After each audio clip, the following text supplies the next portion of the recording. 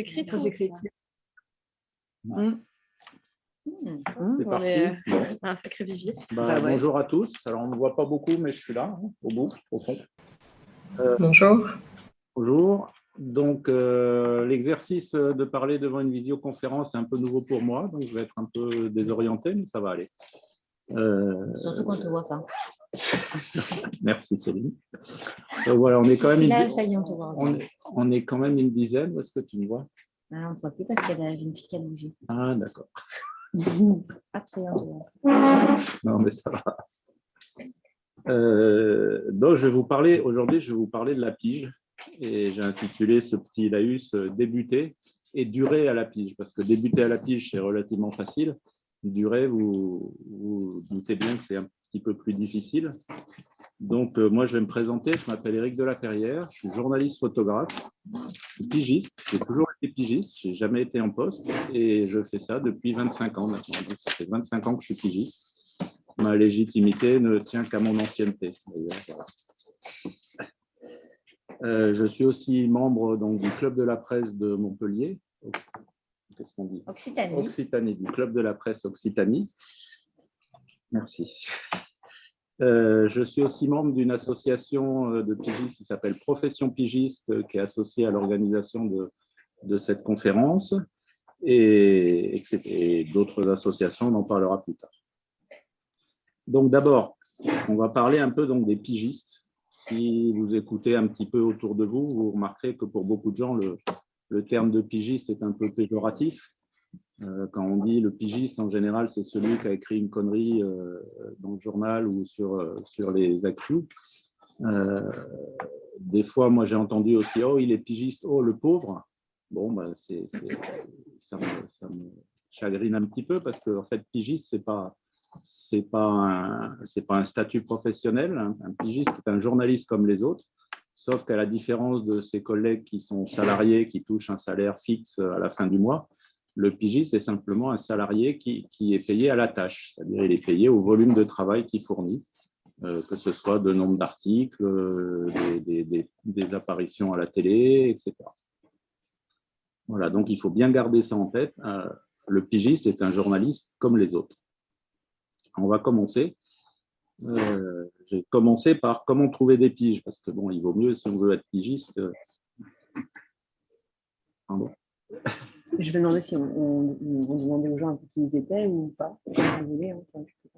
Après, parce que sinon, oui, ça va être compliqué avec la visio. Ça, c'est les problèmes de la visio. Donc, comment trouver des piges quand vous sortez de l'école ou quand vous ne sortez pas d'école? Parce que moi, par exemple, je n'ai pas fait d'école de journalisme. Le journalisme reste une profession ouverte à tous.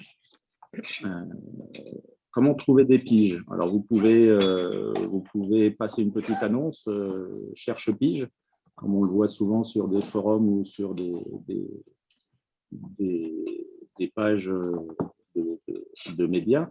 Ça ne marche pas terrible en général parce que personne ne viendra vous chercher.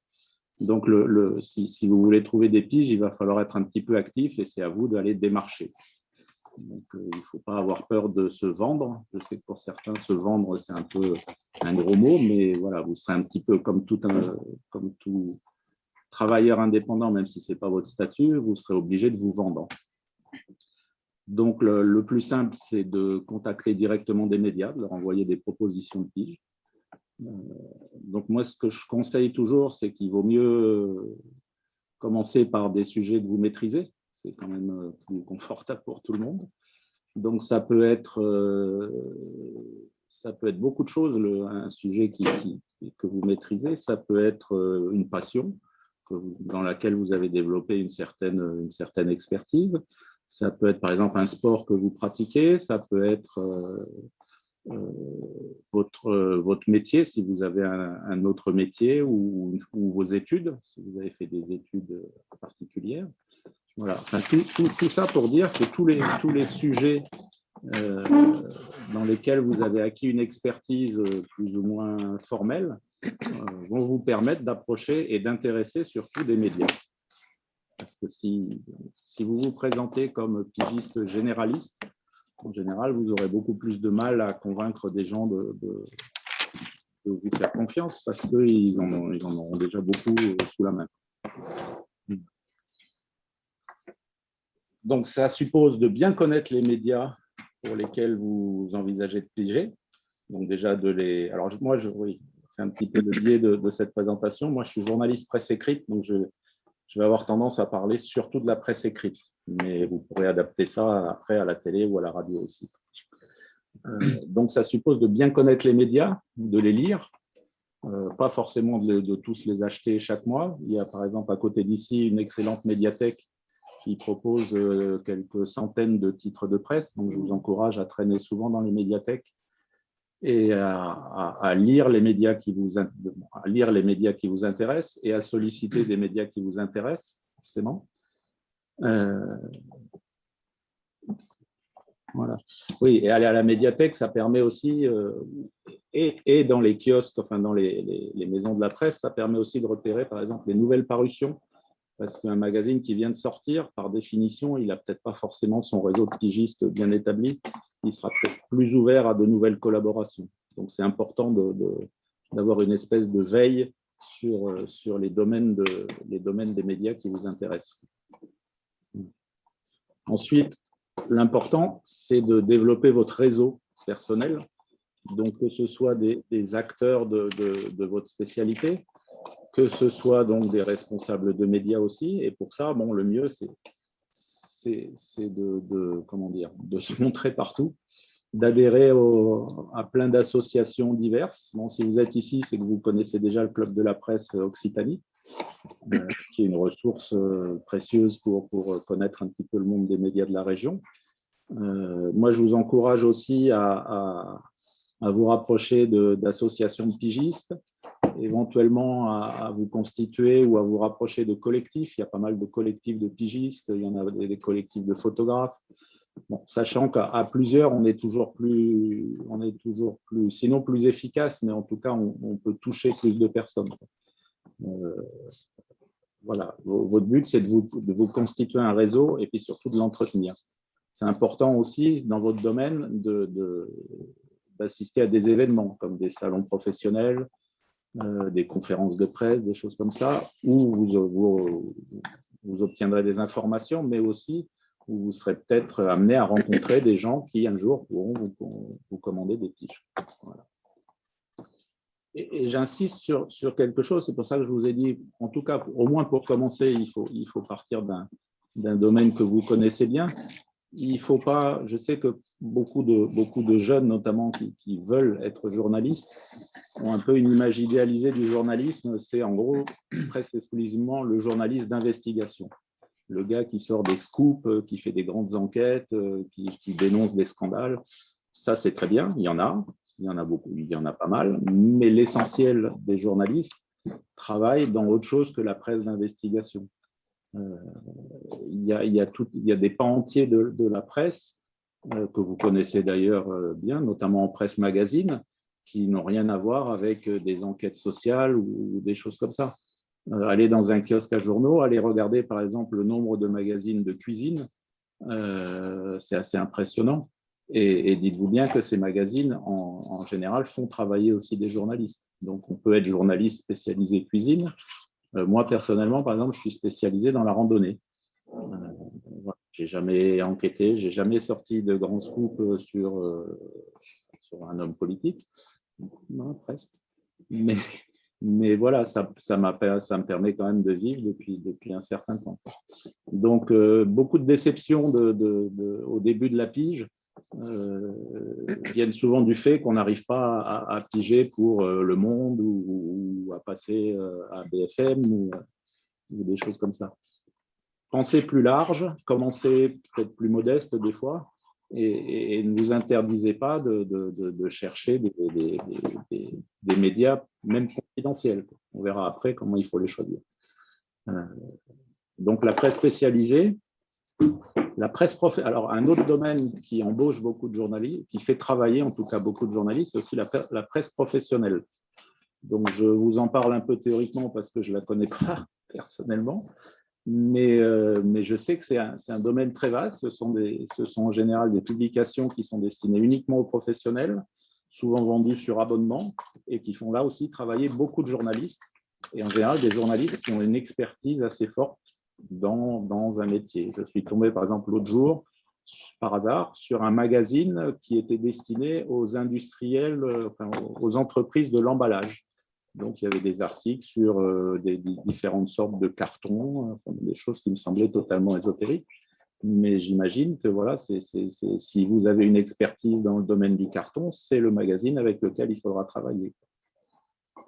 Thibaut, si tu pouvais un peu pour qu'on puisse prendre Non, cette mais personne.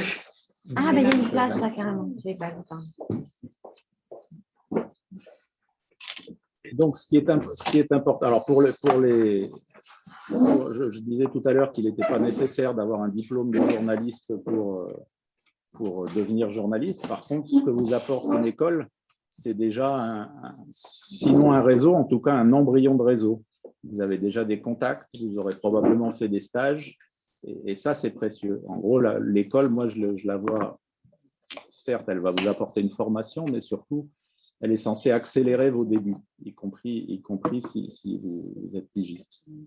Donc voilà, si vous êtes étudiant dans une école, faites fonctionner votre réseau, faites fonctionner le réseau de l'école au maximum. La carte obtenue plus rapidement aussi, si c'est une école reconnue par la convention. Oui, j'en parlais plus tard. Oui, ça offre des avantages quand même. Ça offre des avantages de faire une école. L'essentiel, c'était une formule qui avait été utilisée dans une association de pigistes. Le pigiste est une force de proposition. Il faut que vous soyez force de proposition. Il ne faut pas attendre, même quand vous avez des contacts, un réseau, vous n'allez pas attendre derrière votre téléphone qu'on vous appelle pour vous confier un sujet. Continuez constamment à proposer des sujets parce que c'est comme ça que vous allez décrocher des commandes. Ça suppose donc, c'est ce que je disais aussi, ça suppose de bien connaître les médias pour lesquels vous pigez et vous voulez piger. Ça suppose de bien connaître aussi leur délai de fabrication.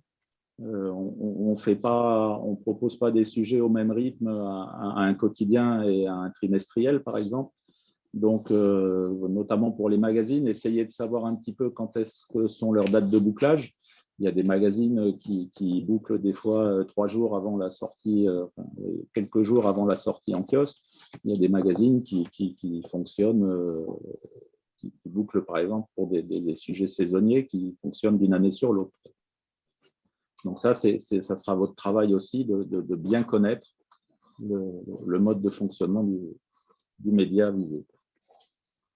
Quand vous proposez un sujet, souvent, en tout cas en presse écrite, on va vous demander un synopsis, mot qui fait peur souvent. Alors un synopsis, ce n'est pas très compliqué.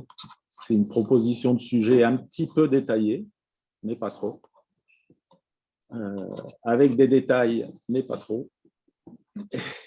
Et avec, en gros, voilà, il ne faut pas trop. C'est une proposition de sujet dans laquelle vous allez donner envie aux médias de vous commander le sujet, mais sans trop en dévoiler. Parce qu'une des qualités du pigiste, quand même, il faut le dire, c'est d'être paranoïaque. Il faut il faut toujours envisager le pire, et il arrive parfois, dans certains médias pas très délicats, et même des fois dans des médias très respectueux, que vous fassiez piquer un sujet que vous avez proposé, simplement parce que voilà, ils ont un stagiaire sous la main qu'ils préfèrent lui faire faire à lui. Donc, quand vous faites un synopsis, précisez le sujet, mais par exemple, ne donnez jamais une liste des contacts que vous allez interviewer. Il m'est arrivé de faire des fois des propositions, d'écrire un synopsis et de recevoir une lettre candide du média me disant « Ouais, ton sujet est bien, tu peux m'en dire plus, tu peux me donner les coordonnées des gens que tu envisages d'interviewer ?» Donc voilà, là, ça c'est un signal à prendre en compte. Et dans le même esprit, n'écrivez pas un sujet, ne proposez pas un sujet déjà écrit entièrement, en tout cas dans un premier temps, parce que si le sujet est entièrement écrit, voilà, ça pourra servir de base à un journaliste en interne pour refaire ce sujet. Alors, c'est un petit peu moins le cas quand c'est des sujets avec des photographies. On peut montrer des photos. C'est d'ailleurs, si vous faites des sujets avec texte et photo, seul ou avec un photographe, ça peut être utile de montrer des photographies parce que c'est souvent, comme disent les marketeurs, ce qui emporte l'acte d'achat. Voilà, c'est un peu ce qui peut décider. L'image a quand même est vecteur de beaucoup d'envie de la part, enfin on espère, de la part du rédacteur en chef qui va vous lire. Et d'ailleurs, attendez, juste, je fais la partie. On va faire un stage avec un photographe du club sur comment bien remplir les métadonnées pour ne pas se faire piquer les photos non plus. Donc, ça va venir. Ce n'est pas l'arme absolue, mais oui, ça peut aider. Moi, j'avais une question sur le fait, effectivement, d'être un peu vendeur, un peu de fournir un pitch. Est-ce que c'est intéressant aussi de fournir des références avec des publications précédentes ou dans le cas d'un format télé, une sorte de petit pilote qui peut un peu donner envie Alors, tu peux effectivement montrer, on te le demandera, tu peux montrer ce que tu as déjà fait, mais par contre, si tu proposes un sujet que tu as déjà réalisé, ne montre pas ce sujet in extenso. Tu peux montrer un résumé. Ça peut être utile. Alors, effectivement, ça peut être utile de montrer que tu as déjà travaillé sur ce sujet, que tu as déjà quelque chose. Mais voilà, il faut pas montrer, avant qu'il y ait une commande, il ne faut pas montrer un sujet clé en main. Parce qu'il y a toujours ce risque de se le faire. Et autre chose pour la presse écrite aussi, et ça, beaucoup de jeunes, notamment ceux qui sont un peu geeks et qui maîtrisent bien les logiciels de mise en page, ne proposez pas une maquette mise en page avec les textes et les photos bien arrangés. Certains même, je sais, j'avais vu une fois un jeune journaliste qui avait reproduit la maquette du magazine pour lequel il voulait piger. Il faisait sa proposition c'était maquetté comme si ça sortait du magazine. Ça a été très mal pris. Voilà. La maquette est une prérogative du magazine et ils sont en général assez sourcilleux là-dessus. Donc, un synopsis, c'est un texte, 1 ou 2 paragraphes assez courts qui donnent envie, sans trop en dévoiler, et éventuellement une petite sélection de photos qui montrent soit que vous avez déjà, soit que le potentiel du sujet, soit que vous avez déjà commencé à travailler sur le sujet aussi.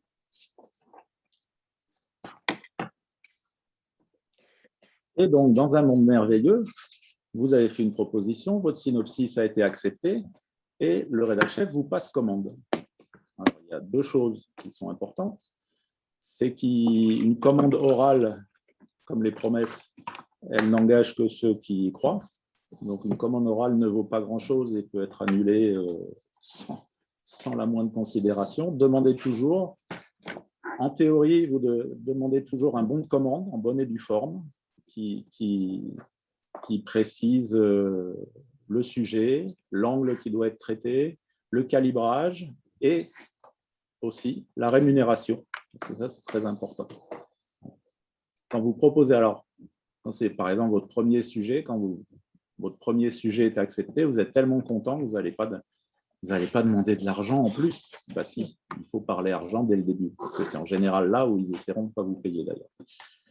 Donc ça, c'est quelque chose d'essentiel. Il ne faut pas avoir de tabou avec l'argent et toujours demander combien vous serez payé et éventuellement négocier si le montant ne vous semble pas satisfaisant.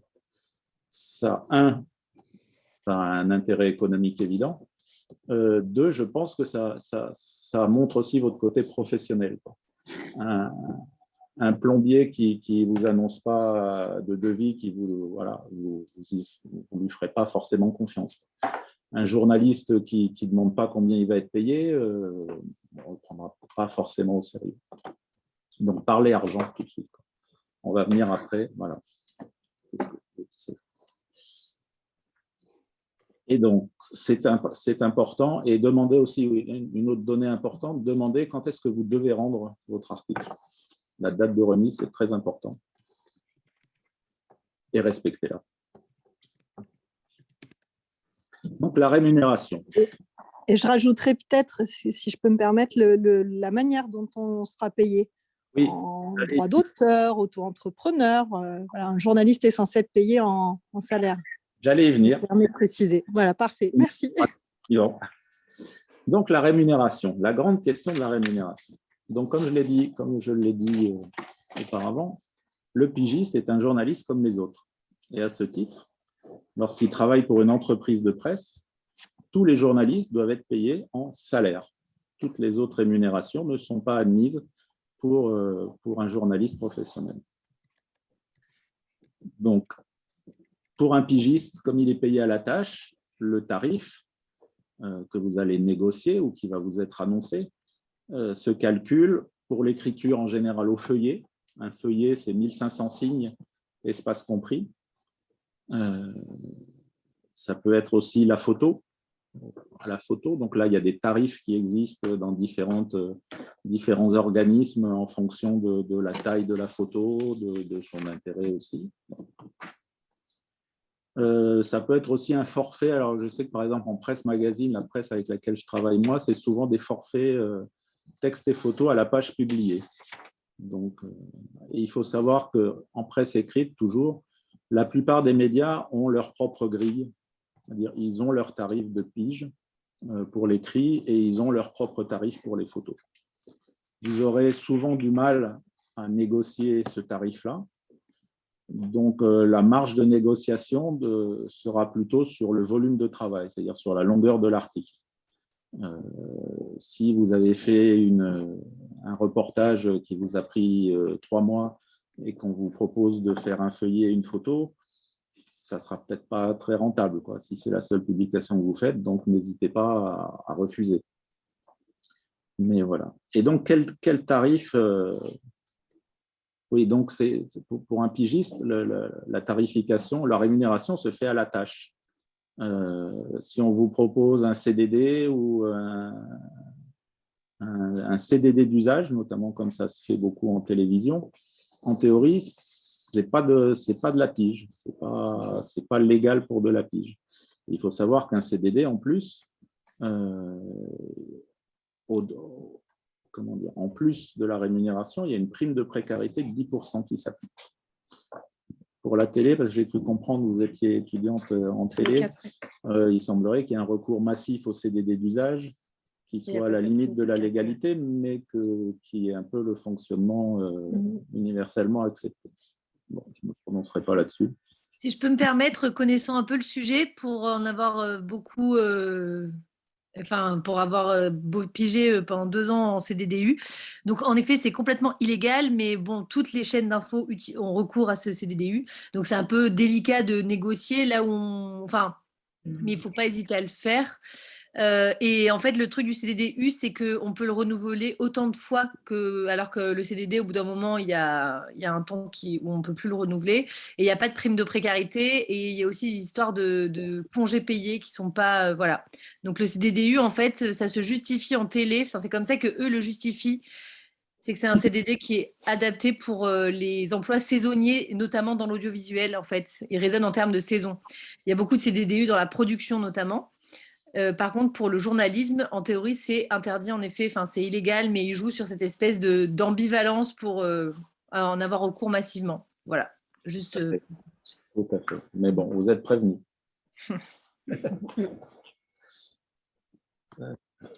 Tu as prévu de développer un petit peu le statut auto-entrepreneur? Oui, très bien. J'arrive. Oui, donc je voulais vous dire, donc les tarifs varient beaucoup suivant les médias, et comme je le disais tout à l'heure, ce ne sont pas forcément les médias les plus prestigieux qui payent le mieux. J'ai souvent entendu des tarifs très élevés justement pour la presse professionnelle, et j'ai souvent entendu des tarifs très très bas pour des médias très en vogue. C'est un peu ce que j'appelle le prix de la coolitude. Tous ces médias super, hyper cool qui sont en plein dans les mouvements de société payent souvent très mal, rarement en salaire. Voilà, par exemple, pendant un moment, alors je suis plus je sais pas si c'est encore d'actualité, mais un média comme Slate payer une misère et payer sur facture uniquement. Les Inrecuptibles, c'était un petit peu comme ça aussi. Voilà, Libération n'était pas réputée pour ses tarifs très élevés. Donc voilà, ça évolue un petit peu, mais sachez que c'est pas forcément, ça vous fera comment dire, ça fera plaisir à vos copains de vous lire dans un média très très cool, mais ça remplira peut-être pas votre réfrigérateur.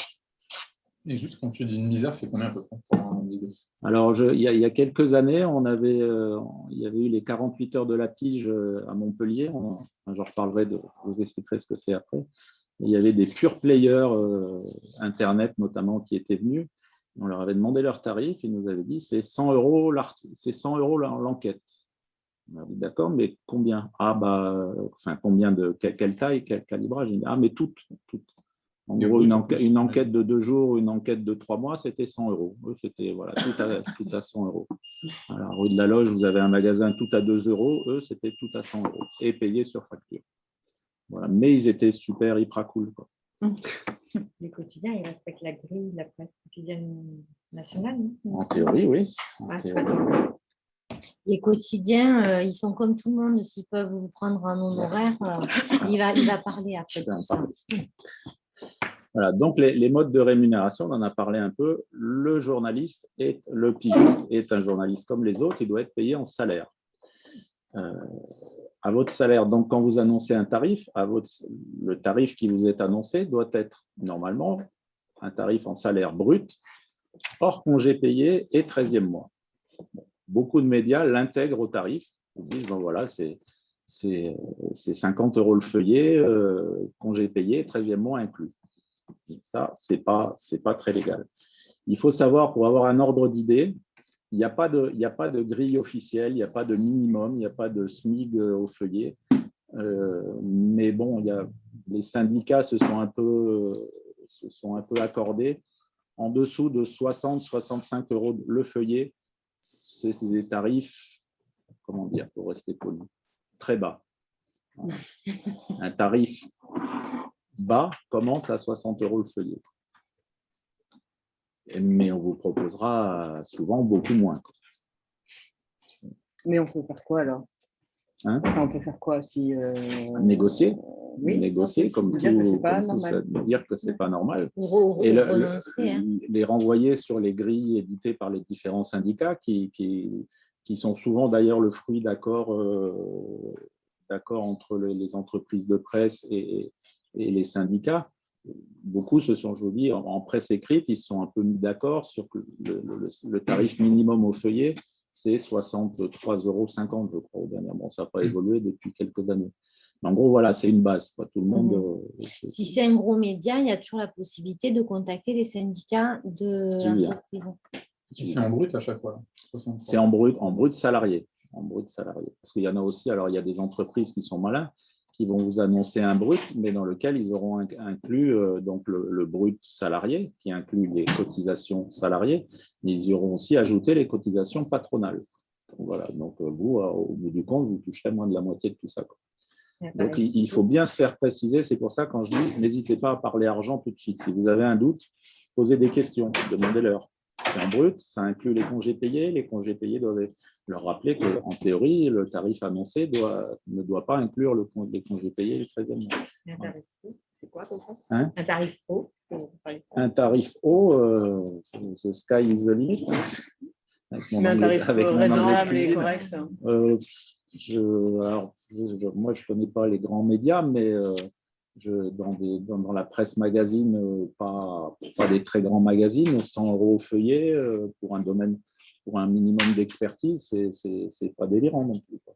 Hors congé payé, j'imagine. Alors après, rendons ici hommage à Pénélope Fillon, qui a quand même été la pigiste la mieux payée de l'histoire, qui était payée, je crois, si j'ai bien calculé, quelque chose comme 6 000 € le feuillet. Donc voilà, ça donne une base aussi de négociation. Vous pouvez prendre. Ça coûterait d'essayer. Il y a quelques frais de justice. Article web ou imprimé, c'est la même chose? En théorie, c'est pareil. C'est la même c'est le même travail d'écriture. Oui. Donc, voilà. Alors, le web, on va en parler, c'est quelque chose. Le web, c'est le Far West. C'est un peu le Far West parce que, alors, cette obligation de payer en salaire, en théorie, elle est destinée à des entreprises de presse. C'est-à-dire une entreprise de presse qui fait travailler un journaliste doit le payer en salaire. Or, beaucoup de sites web ne sont pas des entreprises de presse. Il n'y en a pas énormément. Il y en a quelques-uns maintenant. Mais donc, les autres n'ont pas obligation de payer en salaire et ne s'en privent pas. Donc là, il y a assez peu de recours. Si un média écrit, une entreprise de presse qui refuse de vous payer en salaire, vous avez des arguments légaux à faire valoir quand même. Vous pouvez lui dire que ce n'est pas légal, vous pouvez lui dire qu'il risque un redressement de l'URSSAF et de l'inspection du travail.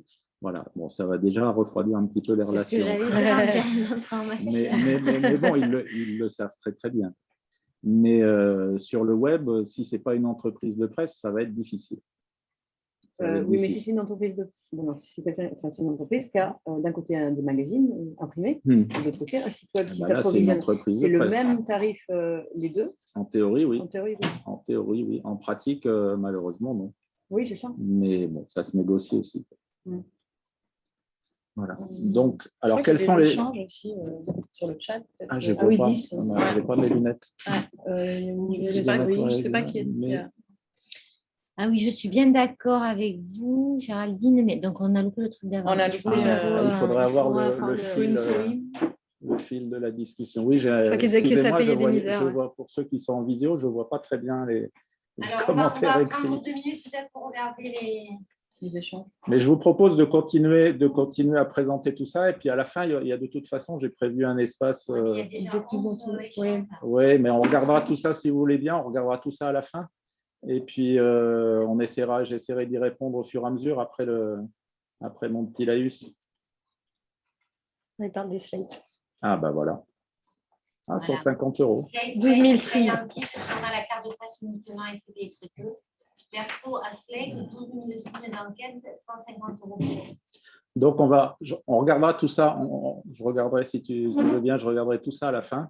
Je vais continuer à énoncer mes petites histoires et puis on fera un point là-dessus.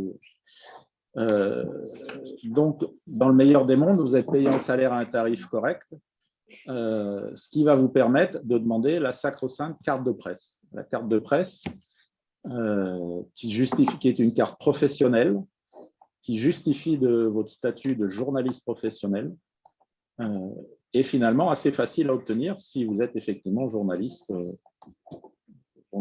Pour la première demande de carte de presse, il suffit en effet de justifier de 3 mois de revenus journalistiques et que ces revenus représentent au moins la moitié du SMIC. Donc je crois que de mémoire, c'est à peu près 600, ça doit être 600 € net sur 3 mois.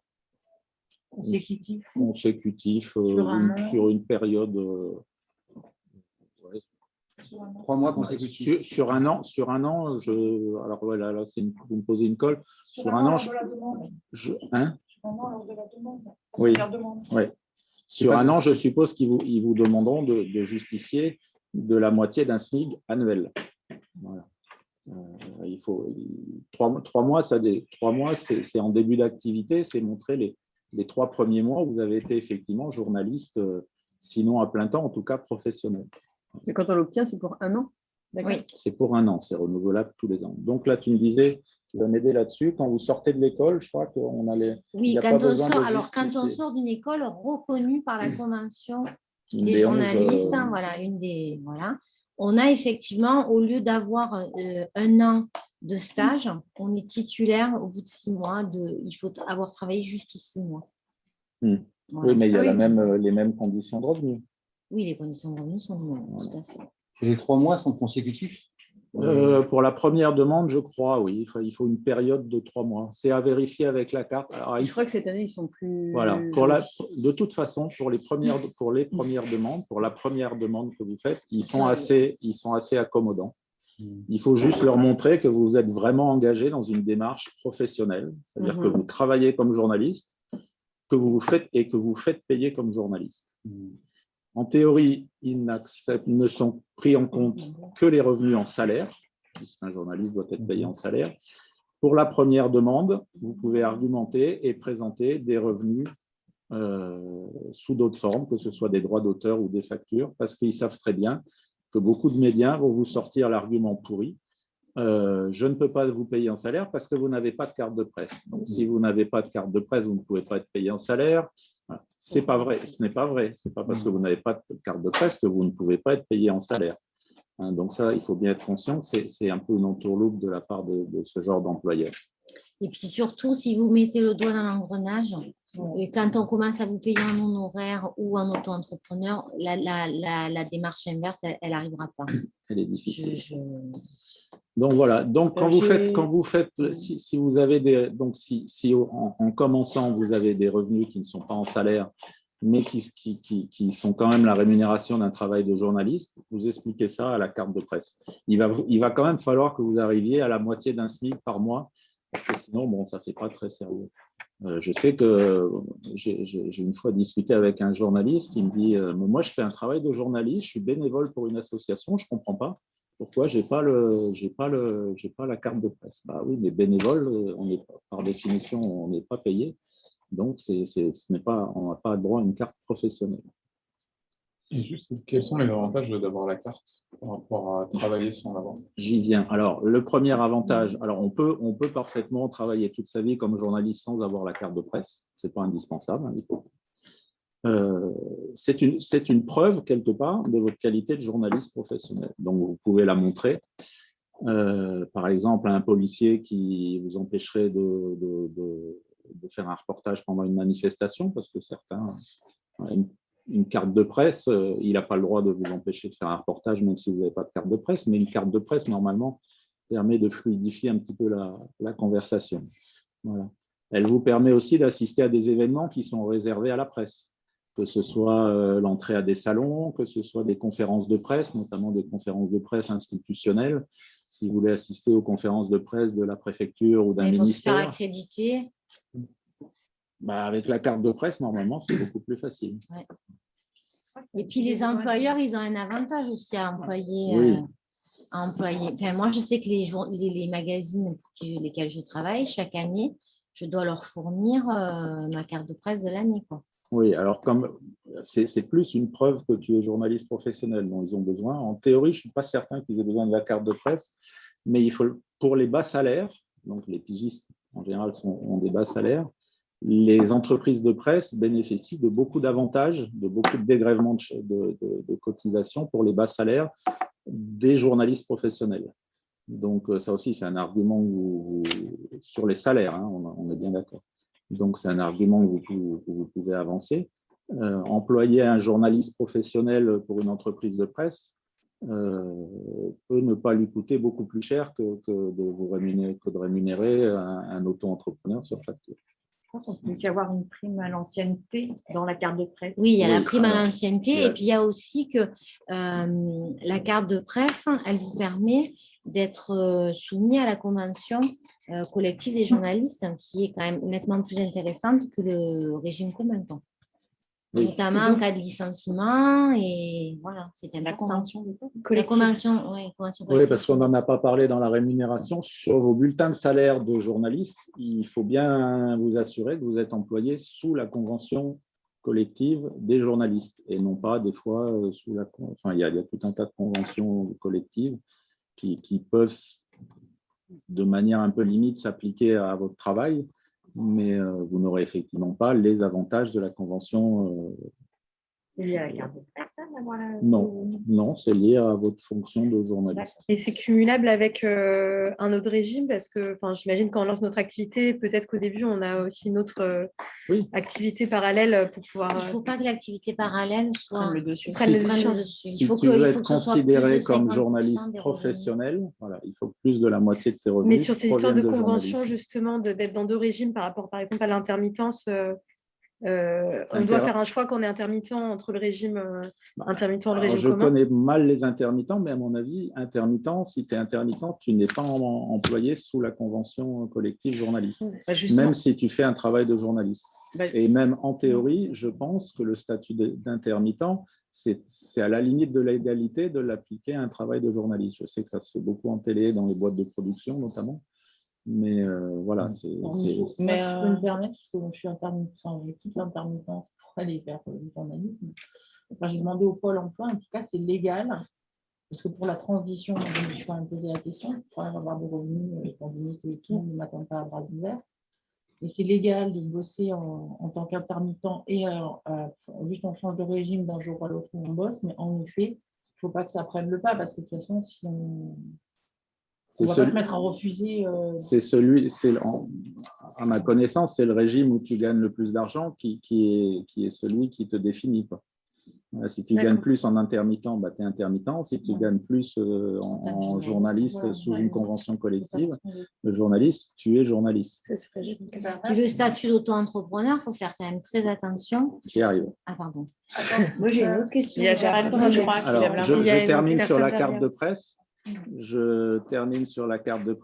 La carte de presse ne donne pas accès à des avantages financiers exceptionnels. Elle ne permet pas de rentrer dans les stades ou dans les cinémas gratuitement comme veut le mythe. Pour les stades et pour les… Alors si, elle peut vous permettre pour un petit stade justement de justifier de votre qualité de journaliste, mais pour les grandes compétitions ou pour rentrer dans les cinémas, il y a des cartes spécifiques. Je sais qu'il y a une carte de critique de cinéma qui, en général, il faut que ce soit votre média qui appuie votre demande. Et pareil pour le sport, il faut être accrédité par un média pour avoir la carte de journaliste sportif. Voilà. Un autre mythe, c'est la détention de la carte de presse n'est pas indispensable pour bénéficier de l'abattement fiscal des journalistes. Donc, vous n'êtes pas sans ignorer, j'espère, que les journalistes professionnels ont le droit de déduire de leurs revenus 7 650 € par an, pour donc déduire de leurs revenus, hein, pas de leurs impôts, de leurs revenus imposables pour, alors je crois que ça s'appelle allocation pour frais d'emploi, quelque chose comme ça. Voilà. Et ça, les impôts ne vous demanderont… Alors, si vous avez la carte de presse, pareil, ça coupe court à toute discussion parce que vous apportez la preuve que vous êtes journaliste professionnel. Si vous n'avez pas la carte de presse et que vous appliquez cette déduction quand même, vous pouvez vous attendre à une question du service des impôts qui vous demandera de prouver que vous faites bien un travail de journaliste professionnel. Donc, des bulletins de salaire, des choses comme ça. Et donc, cet abattement, en fait, parce que je me demandais si quand on déclare les impôts, en fait, on peut faire et cet abattement et les impôts au réel, ça existe encore? Alors voilà, j'imagine que c'est pas… On ne peut pas cumuler. C'est l'équivalent, en fait. C'était pour savoir si je devais garder les tickets d'autoroute ou ce genre de choses. Effectivement, si vous avez beaucoup de frais réels, si vous dépensez plus d'argent que vous gagnez. Voilà. Moi, ça m'est arrivé, il y a eu des périodes où je dépensais beaucoup. Je dépensais plus qu'en gros que 7 650 € par an de frais. Donc là, oui, le régime des frais réels est plus intéressant. D'accord, mais c'est l'un ou l'autre, on est d'accord. Oui, ça me paraissait là, mais je cherchais un endroit pour poser la question. Le terme exact, pardon, c'est abattement. C'est un abattement fiscal, mais je crois que ça s'appelle allocation pour frais d'emploi. Journaliste, assistante maternelle. Ah ouais, c'est sympa. Assistance maternelle. Donc on peut acheter aussi des jouets. C'est cette année, parce que d'habitude, ça n'y était pas, non? L'an dernier déjà. C'est rigolo. Cette année, je on n'a pas une activité sur 12 mois. Il est plutôt admis qu'il vaut mieux faire un prorata du nombre de mois où on a travaillé. Même si légalement, non, voilà, légalement, ce n'est pas le cas. On a droit, il n'y a pas de prorata. Moi, ça m'est arrivé de le faire effectivement, mais non, il n'y a pas de… Légalement, c'est une chose, mais après, c'est pas mes conseils. Il me semble que c'est légalement qui compte, non? Légalement, il n'y a pas de prorata, il n'y a pas de prorata. Voilà. Ça ne se discute pas. C'est là. Mais là, par exemple, étant étudiante jusqu'au mois d'avril, est-ce que je peux… Alors, étudiante, effectivement, ça sera peut-être… Là, il faudra appliquer un… Oui, non, mais effectivement, mais c'est à partir du moment où tu es rémunéré comme journaliste. Oui. Okay. Mais pour un pigiste qui ne travaille pas forcément tous les mois, tu ne vas pas calculer les mois où tu as travaillé, les mois où tu n'as pas travaillé. Voilà. Tu es pigiste toute l'année. Donc, tu fais cette déduction.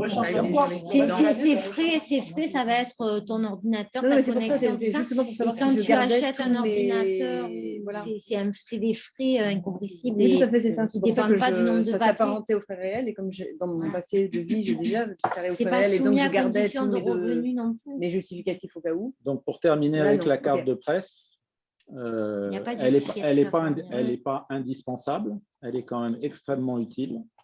Elle, comme je l'ai dit, elle fluidifie les conversations, que ce soit avec vos employeurs, que ce soit avec les pouvoirs publics, que ce soit avec les impôts. ça facilite quand même grandement les choses. Voilà. Et on entend beaucoup de gens la critiquer, mais la plupart des gens qui la critiquent, en fait, sont des gens soit qui l'ont déjà depuis très longtemps, soit des gens qui n'en ont pas besoin. En tout cas, en tant que pigiste, elle vous sera très utile parce que vous aurez constamment à justifier de votre activité professionnelle. On va passer à la phase suivante, qui est intéressante aussi, c'est les relations avec Pôle emploi. Parce que justement, là, tout à l'heure, on parlait de l'intermittence. Il faut bien réaliser que le métier de pigiste n'est pas un métier d'intermittence. Enfin, si, il est intermittent, puisqu'on ne gagne pas forcément de l'argent tous les mois, mais ce n'est pas un statut d'intermittent comme le sont les intermittents du spectacle. C'est-à-dire que vous n'êtes pas rémunéré pendant les périodes où vous ne travaillez pas. Ce qui est un peu le cas de l'intermittence, ou corrigez-moi si je me trompe, en fait, vous êtes rémunéré, sous réserve d'avoir atteint un certain volume de travail, vous êtes rémunéré pendant les périodes où vous ne travaillez pas directement. C'est plus, je ne suis pas experte. Voilà. Donc, ça ne marche pas comme ça. Et contrairement à ce que croient beaucoup de jeunes pigistes, ça ne marche pas comme ça pour les journalistes. Vous faites des piges, vous êtes payé. Vous ne faites pas de piges, vous ne touchez pas de complément de Pôle emploi. Sauf. Voilà. Parce que la relation entre les pigistes et Pôle emploi est extrêmement compliquée. Vous ne pouvez toucher des allocations de Pôle emploi que pour, j'allais dire 3 motifs, mais je ne m'en rappelle que 2. En tout cas, que pour un licenciement. C'est quoi les autres? J'ai un trou. En fait, c'est… Ah oui, licenciement, fin de CDD et peut-être un troisième. Fin de CDD, alors là aussi, conventionnelle. Et là aussi, c'est compliqué la fin de CDD puisqu'il faut que l'employeur accepte de vous remplir une attestation. Oui, en CDD, ils le font. Voilà. Donc voilà. Donc si vous êtes pigiste avec une entreprise de presse, il faut bien avoir à l'esprit que au bout, alors c'est là où c'est un peu subtil, au bout d'un certain nombre de collaborations assez faibles, vous êtes considéré, et en l'absence de contrat écrit, donc en l'absence de CDD, vous êtes considéré en CDI. Donc au fur et à mesure, tant que la relation avec l'employeur se maintient, vous êtes en CDI.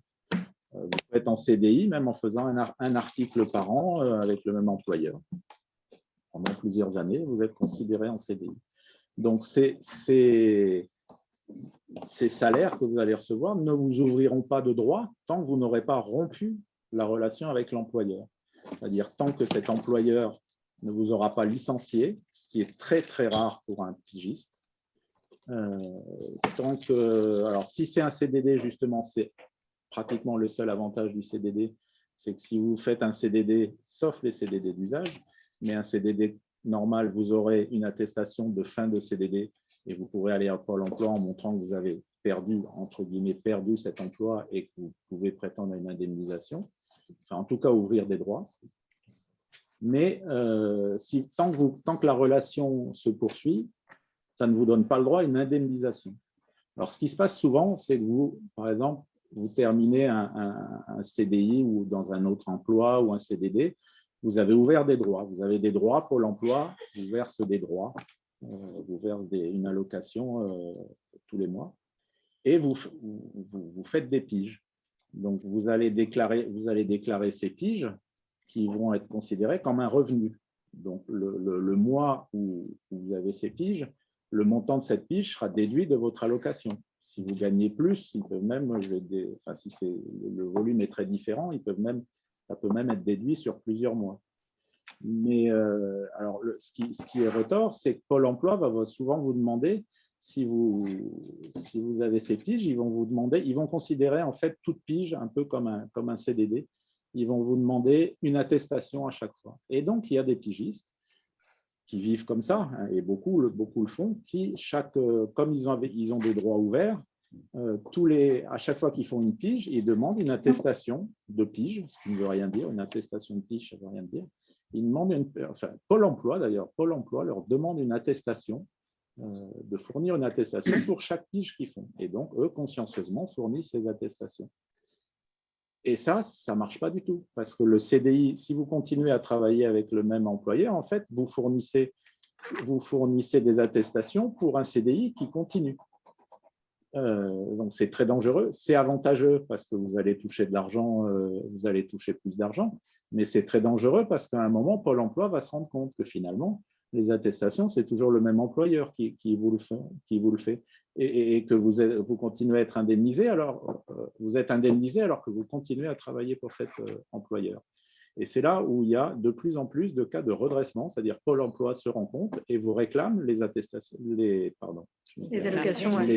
allocations qui vous ont versées avec ces attestations disons mensuelles, si c'est tous les mois. Donc, voilà, vous pouvez toucher des allocations à Pôle emploi pour des contrats qui sont finis, mais tant que vous continuez à piger pour un employeur, vous n'avez pas à fournir, vous n'avez pas et vous ne devez pas fournir d'attestation, même si Pôle emploi vous le demande. Alors, il y a quand même tellement de discussions parce que l'agent lambda Pôle emploi ne connaît pas du tout cette subtilité. Pour lui, vous gagnez de l'argent, donc voilà, vous devez avoir une attestation. Pôle emploi a fini par éditer un document à l'usage de ses agents expliquant le statut de pigiste et notamment ce qu'on appelle le statut d'activité conservée.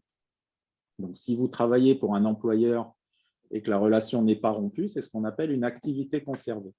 Donc, c'est là où les sommes que vous gagnez viennent en déduction d'éventuelles allocations que vous toucheriez pour des droits, comment dire, légaux, quoi, des droits consécutifs à un licenciement ou une fin de CDD.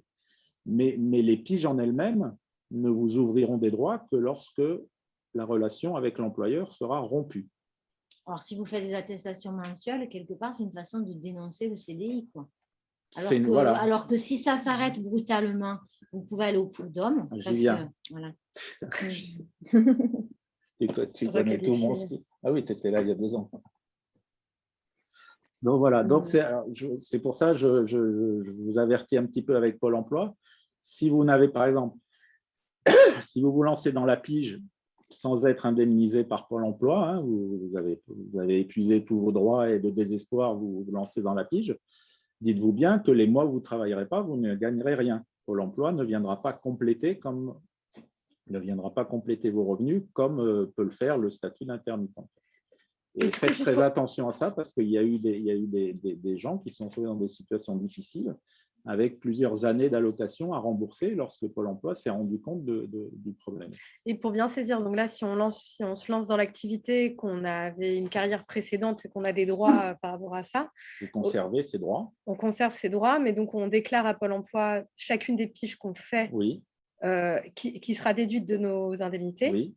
Et, voilà. Et vous leur expliquez que vous n'avez pas, et ils vont insister probablement pour avoir une attestation, et vous leur expliquerez que non, vous ne pouvez pas, vous n'avez pas le droit, vous ne pouvez pas leur fournir cette attestation, et votre employeur n'a pas le droit de vous la faire non plus, parce que la relation continue. C'est la notion d'activité conservée. Activité conservée, d'accord. Ce qu'on déclare, c'est les salaires qu'on perçoit, pas les piges qu'on fait. Oui, alors effectivement, oui, parce qu'ils vous demanderont aussi une durée. Comme vous êtes payé à la tâche, en gros, je crois. Alors moi, je n'ai plus affaire à Pôle emploi depuis très très longtemps. Donc, je ne sais pas dans les détails, mais je crois qu'il faut une pige. Quand vous faites une pige dans le mois, vous déclarez 1 heure travaillée, c'est tout. C'est le bulletin de salaire, c'est le montant du salaire qui est important. Toujours le cas. Pris en compte dans le calcul d'une éventuelle allocation si vous avez des droits ouverts par ailleurs. Voilà. Mais du coup, est-ce qu'on fournit quand même notre bulletin de pige? Pardon, je n'entends pas. C'est le bulletin de salaire. Est-ce qu'on fournit quand même le bulletin de salaire, le bulletin de la pige? On le fournit quand même à Pôle emploi. De toute façon, Pôle emploi vous demandera de déclarer tous les revenus que vous pouvez avoir en plus de vos allocations chômage. Donc, si vous avez 3 bulletins, il faut envoyer les 3 bulletins. Oui. Et on déclare à chaque fois 1 heure par pige. Et on déclare 1 heure par pige, puisqu'il n'y a pas de durée de travail.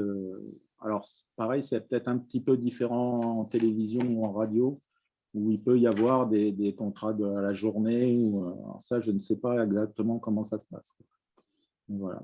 Et pour les CDD d'usage, donc comme on disait, ils n'ouvrent pas de droit, particulier. Autant un CDD ouvre des droits à indemnisation, autant les CDD d'usage, je crois que c'est le grand. Mais quand on a un CDD d'usage, on ne peut pas être aussi à l'AFDAS et percevoir notamment le congé spectacle. L'AFDAS, c'est pour la formation. Enfin, quand je dis l'AFDAS, c'est-à-dire que c'est l'AFDAS qui donne le congé spectacle, si je ne me trompe pas. Enfin, je crois que… Oui, mais les congés spectacles, c'est par l'AFDAS. Enfin, bon, moi, c'est par l'AFDAS que je reçois mes congés spectacles. Il n'y a pas de congé spectacle pour les pigistes, ça n'existe pas. Et même quand on est en CDDU. Je crois que le CDDU est une, comment dire, pour rester poli, une belle arnaque qui n'a ni les avantages du CDI, ni les avantages du CDD. Et le seul avantage, c'est que c'est quand même un salaire, donc, mais à part ça, j'en vois pas beaucoup. Donc, alors, imaginons, on va passer au cas suivant. Imaginons que vous pigez depuis très longtemps ou depuis longtemps pour un média et que d'un coup, ils arrêtent de vous commander des sujets. Ils vous expliqueront, ah, la conjoncture est difficile, bah non, en ce moment, on n'a pas grand-chose. Donc là, réveillez-vous très, très vite parce que, je vous rappelle, si vous avez une collaboration régulière avec un média, vous êtes considéré en CDI. Et donc, un salarié en CDI à qui on ne confie plus de travail, il faut le licencier. On ne peut pas juste lui dire, bon, bah, c'était sympa, merci, au revoir. Donc, l'entreprise doit vous licencier en bonne et due forme, comme tout autre salarié. Et ça, c'est extrêmement difficile à obtenir avec les pigistes. Il y a souvent une bonne part de bluff de la part des entreprises. Voilà, vous expliqueront que c'est la conjoncture, que non, que vous êtes plus aussi bon qu'avant, qu'ils ne veulent plus travailler avec vous, qu'ils ne vous doivent rien. Et voilà. Donc là, ce n'est pas vrai. Ça se termine en général assez mal, ce genre de choses, puisque ça se termine au prud'homme. Les pigistes sont pratiquement les seuls salariés qui vont au prud'homme, non pas pour contester leur licenciement, mais pour l'obtenir. Voilà. Donc, à ce moment-là, on rentre vite dans une phase de conflit avec l'employeur, donc il n'y a plus de gants à prendre. La démarche à suivre, c'est de vous rapprocher d'un représentant du personnel s'il y en a un, de votre représentant syndical si vous êtes adhérent d'un syndicat, et d'engager une bataille juridique pour faire reconnaître votre licenciement. Et donc, comme tout salarié, toucher des indemnités de licenciement. Alors, quand est-ce qu'on peut réclamer ça? Tout va dépendre un peu des montants en jeu. Si vous travaillez pour un magazine qui vous fait gagner 500 € par an et que ça fait 2 ans que vous travaillez pour le magazine et qu'il arrête de vous confier du travail, ça va vous coûter 3 fois plus cher en avocat que ce que vous pourrez récupérer en indemnité. Si vous travaillez pour un support qui vous emploie depuis 20 ans, qui vous fait gagner 1 000 ou 1 500 € par mois depuis 20 ans, là, les montants en jeu vont être nettement supérieurs et il faut attaquer. Alors, d'expérience, moi, je l'ai fait. D'expérience, ça prend beaucoup de temps. Ça prend un peu d'argent aussi pour payer un avocat. Mais c'est rentable. Il faut être patient. Et il faut bien être conscient qu'au prud'homme, vous allez probablement perdre en première instance, parce qu'en première instance, c'est un jury, mais ce sont des juges paritaires, c'est-à-dire il y a des représentants des employeurs et des représentants des salariés, qui ne sont pas d'ailleurs issus de la presse, hein, c'est assez général. Donc, ni les uns ni les autres, s'ils ne sont pas issus de la presse, ne connaissent les spécificités du métier de pigiste. Donc, ils seront complètement perdus et ils ne comprendront pas pourquoi il faudrait vous licencier, alors que pour eux et pour la plupart des gens, il faut être honnête, un pigiste, même s'il est payé en salaire, est un peu assimilé à un travailleur indépendant. Donc, ils seront tout à fait d'accord pour penser que oui, vous ne travaillez plus avec, voilà, c'est fini, au revoir. Or, non, ça ne se passe pas comme ça. Et c'est l'avantage de la rémunération en salaire à ce moment-là. Donc, vous perdrez probablement en première instance. Et en appel, vous passerez devant des juges professionnels, cette fois, qui, eux, connaissent la loi, auront lu, même s'ils ne connaissent pas spécifiquement le statut de pigiste, auront lu les textes concernant cette activité, et eux rendront normalement une décision qui vous sera favorable. Parce que oui, ce que j'ai oublié de dire, c'est que si vous avez une collaboration régulière avec un média et qu'elle s'arrête brutalement, vous avez le droit à un licenciement. Ce qui est beaucoup plus subtil, c'est si cette collaboration diminue progressivement dans le temps. Parce que alors là, c'est là où c'est subtil. On considère que l'entreprise a quand même pour obligation de continuer à vous fournir un volume de travail à peu près constant. Voilà, je ne sais plus quel est le terme exact, mais un volume de travail à peu près constant. C'est le à peu près. Donc, on considère qu'en gros, une baisse de pige d'une année sur l'autre de 20 ou 30%, alors là, on rentre plutôt dans des jurisprudences que dans des textes, mais 20 ou 30%, c'est acceptable. Et ça peut être justifié par la conjoncture. Mais par contre, bon, 100% de perte de pige, ça, ce n'est pas acceptable, ça doit conduire à un licenciement. Donc, on pourrait dire que finalement, seules les entreprises pas très habiles vont au prud'homme, parce qu'une entreprise un petit peu habile qui veut se débarrasser d'un pigiste, elle n'a qu'à lui diminuer ses piges progressivement pendant quelques années, et puis au bout du compte, parce que ce sont les derniers salaires qui compteront comme référence sur les indemnités, au bout du compte, voilà, jusqu'à ce que les piges se réduisent à presque rien, et à ce moment-là, ça vaudra plus le coup d'aller au prud'homme.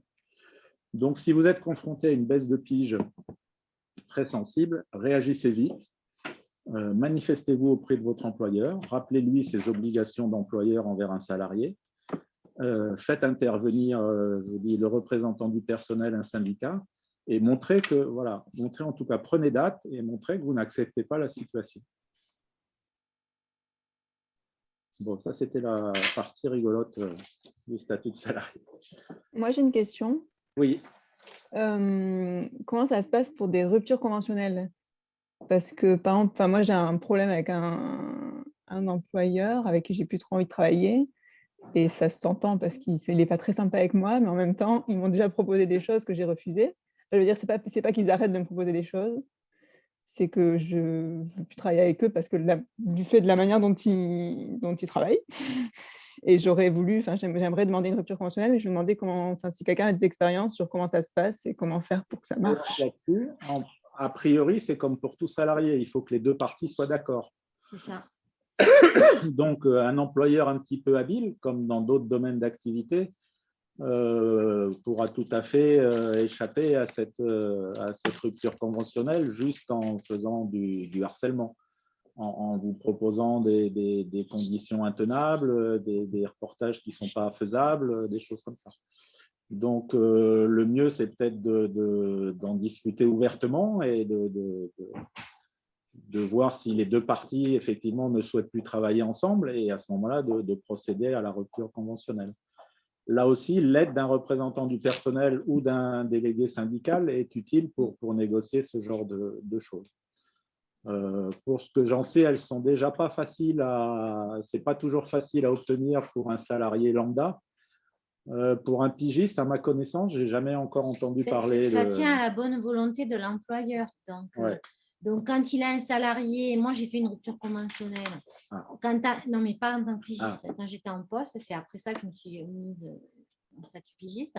Donc, quand on a un salarié tous les jours sous les yeux, avec qui ça ne se passe pas bien et tout le monde est gagnant-gagnant, quelqu'un qui travaille de chez lui, il faut arriver à le convaincre qu'il a plus à gagner qu'à faire.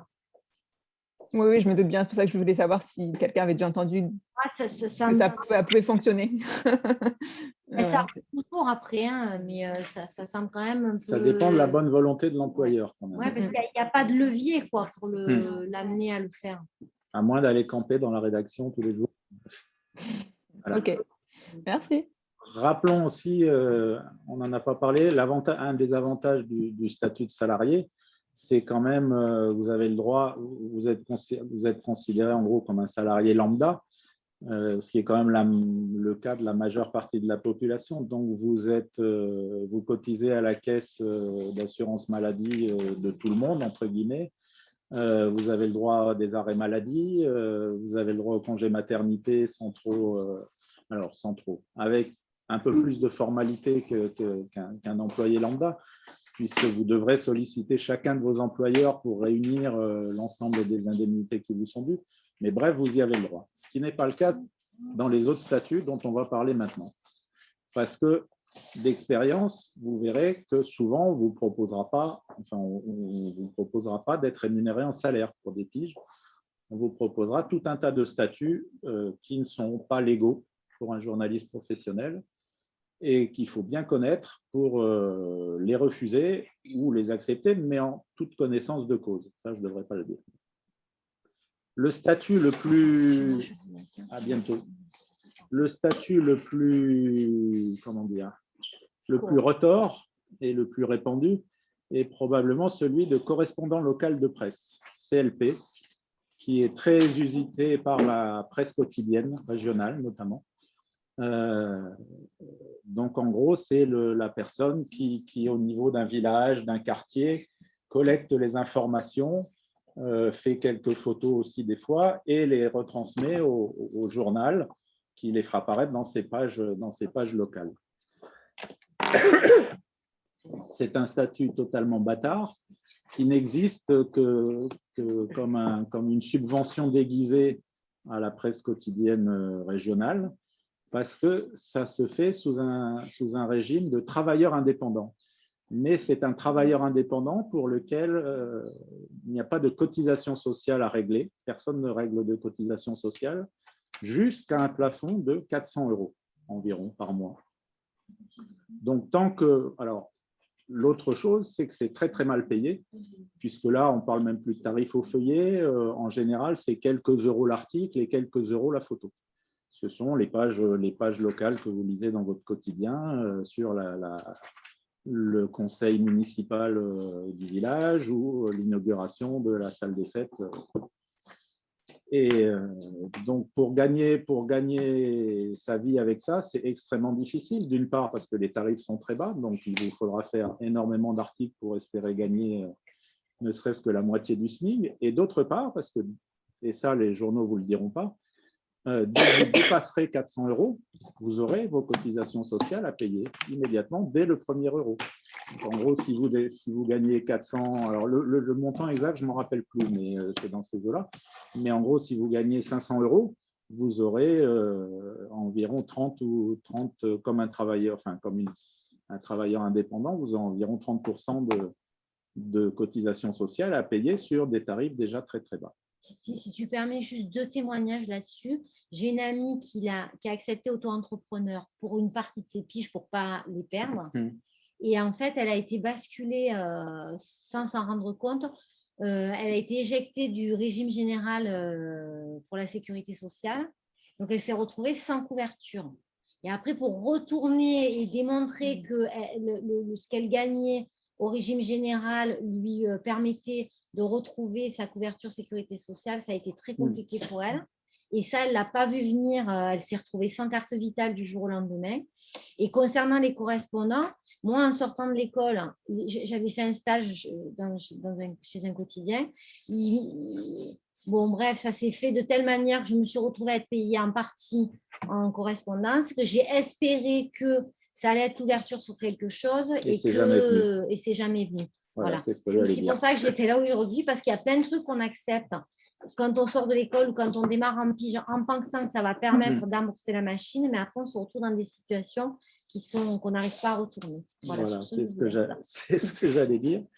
Donc, correspondant de presse, vous avez bien compris que c'est une activité annexe qui est sympathique, et c'est d'ailleurs la plupart des correspondants de presse pour des retraités, voire pour des étudiants en journalisme.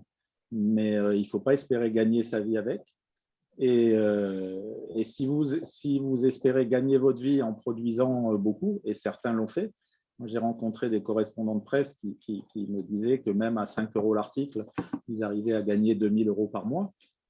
sauf qu'au bout de quelques mois, l'URSSAF s'en est rendu compte et leur a réclamé les cotisations sociales. Et là, pareil, les redressements, ça fait toujours mal. Et là, le redressement a fait très, très mal. Et ils n'ont pas compris pourquoi. Ils ont trouvé que c'était injuste.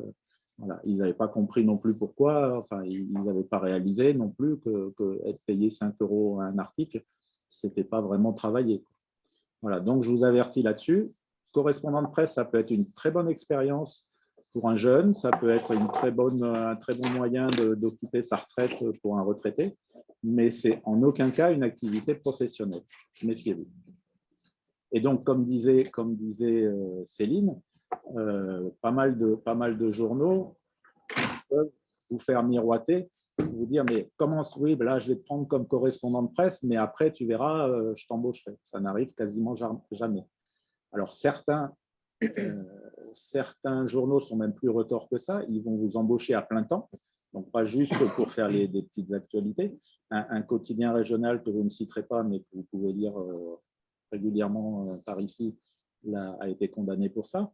Eux engageaient carrément des jeunes journalistes sous le statut de correspondants de presse, en les payant relativement correctement, puisqu'il y a quelques années, ils étaient payés 1 600 € net, et en réglant leur cotisation sociale, ce qui permettait en gros d'avoir un journaliste payé correctement. Bon, ils n'étaient quand même pas esclavagistes, mais en se dégageant totalement des obligations du salariat. Donc, ils faisaient travailler ces jeunes journalistes. C'est-à-dire, avec quelle obligation? S'ils payaient les cotisations, je n'ai pas compris. Oui, mais ils payaient les cotisations à la place du journaliste, qui était considéré comme un travailleur indépendant, mais ce qui voulait dire que le journaliste n'était pas un salarié. Et qu'à la fin, au bout d'1 an ou 2, quand ils n'en avaient plus besoin, ils lui disaient « bon, bah, merci, au revoir ». Et donc là, il n'y avait aucun droit à licenciement ou chose comme ça. Il y avait aucun, ils avaient un statut de travailleur indépendant. Donc, méfiez-vous bien de ce genre d'offre. Et donc, comme le disait Céline, en tout cas pour les correspondants de presse, il y en a très, très peu qui, malgré les promesses, arrivent à intégrer une rédaction. Parce que quand vous avez quelqu'un qui travaille… alors, si on lui promet d'intégrer la rédaction, c'est qu'en général, c'est des gens qui ont une formation et qui travaillent plutôt bien. Donc, si vous arrivez à le faire travailler en le sous-payant et sans le salarié, vous imaginez que les entreprises sont extrêmement réticentes ensuite à les embaucher en bonne et due forme. Donc, certains de ces journalistes-là qui étaient employés sous le régime de correspondant de presse ont attaqué au prud'homme, ont réussi à faire requalifier leur contrat comme un CDI, donc en montrant qu'ils étaient employés. Certains avaient un bureau à la rédaction. Et immédiatement, donc, les prud'hommes ont condamné le journal à les embaucher en CDI. Et dans la foulée, le journal les a licenciés, cette fois-ci en bonne et due forme. Voilà. Mais au moins, ils ont gagné ça. Correspondant, c'est pas pareil que correspondant du Monde à Montpellier. Non. Alors, ça s'appelle correspondant tout court. Oui, ça c'est correspondant tout court. Correspondant pour un quotidien, c'est une pige. C'est pour un quotidien national. Enfin, c'est une pige et c'est sous statut, sous la convention collective. C'est salarié et c'est sous la convention collective de journalistes. C'est plus honorifique qu'autre chose. Le statut de correspondant du Monde, il n'y a pas d'existence légale à être correspondant du Monde, par exemple. Oui, c'est simplement… C'est juste un usage, c'est juste pour dire aux autres, voilà, on en a un, ce n'est pas la peine de venir nous démarcher. Ouais, c'est ça.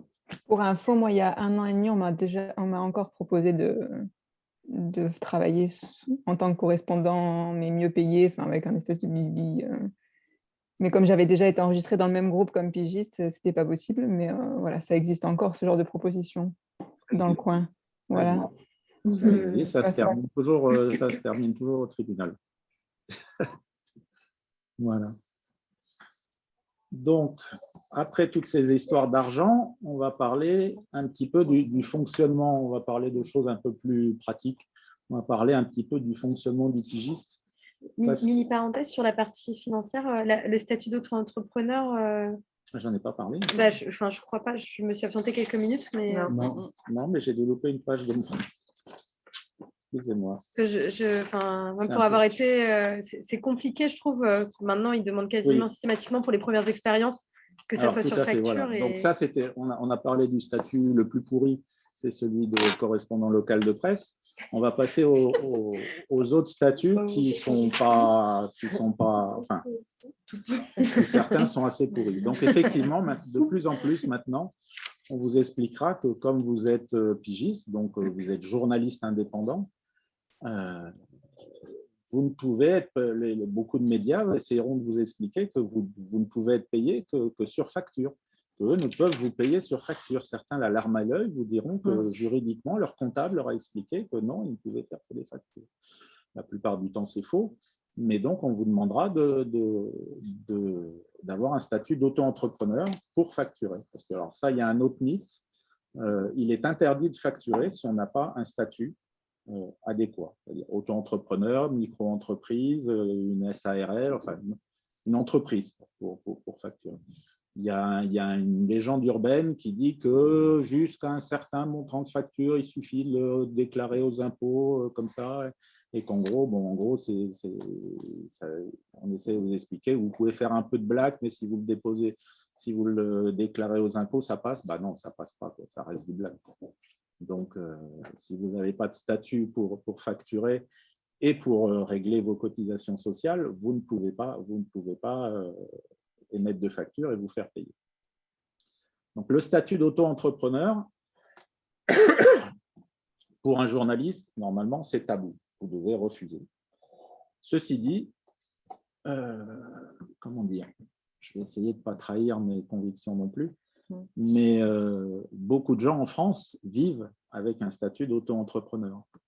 Donc, si vous ne vous considérez pas comme journaliste, si vous ne tenez pas aux avantages sociaux du statut de salarié, vous pouvez vivre comme, entre guillemets, fournisseur de contenu et émettre des factures. Mais bon, il faudra bien être conscient. Il ne faudra pas venir demander la carte de presse après parce que là, ça ne passera plus. Et il faudra adapter vos tarifs en conséquence parce que vous aurez vos cotisations sociales à régler. Vous aurez aussi vos assurances, des assurances à régler, plus élevées que pour un salarié, les mutuelles qui sont plus chères, enfin, etc. Il ne faudra pas demander aux pigistes d'être solidaires ensuite, puisque ce genre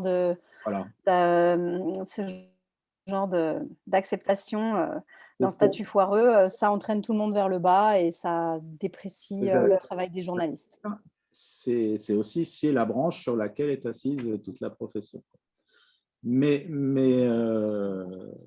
si par exemple vous envisagez de travailler essentiellement pour le web, pour des entreprises qui ne sont pas des entreprises de presse, vous serez un petit peu forcé d'adopter ce statut.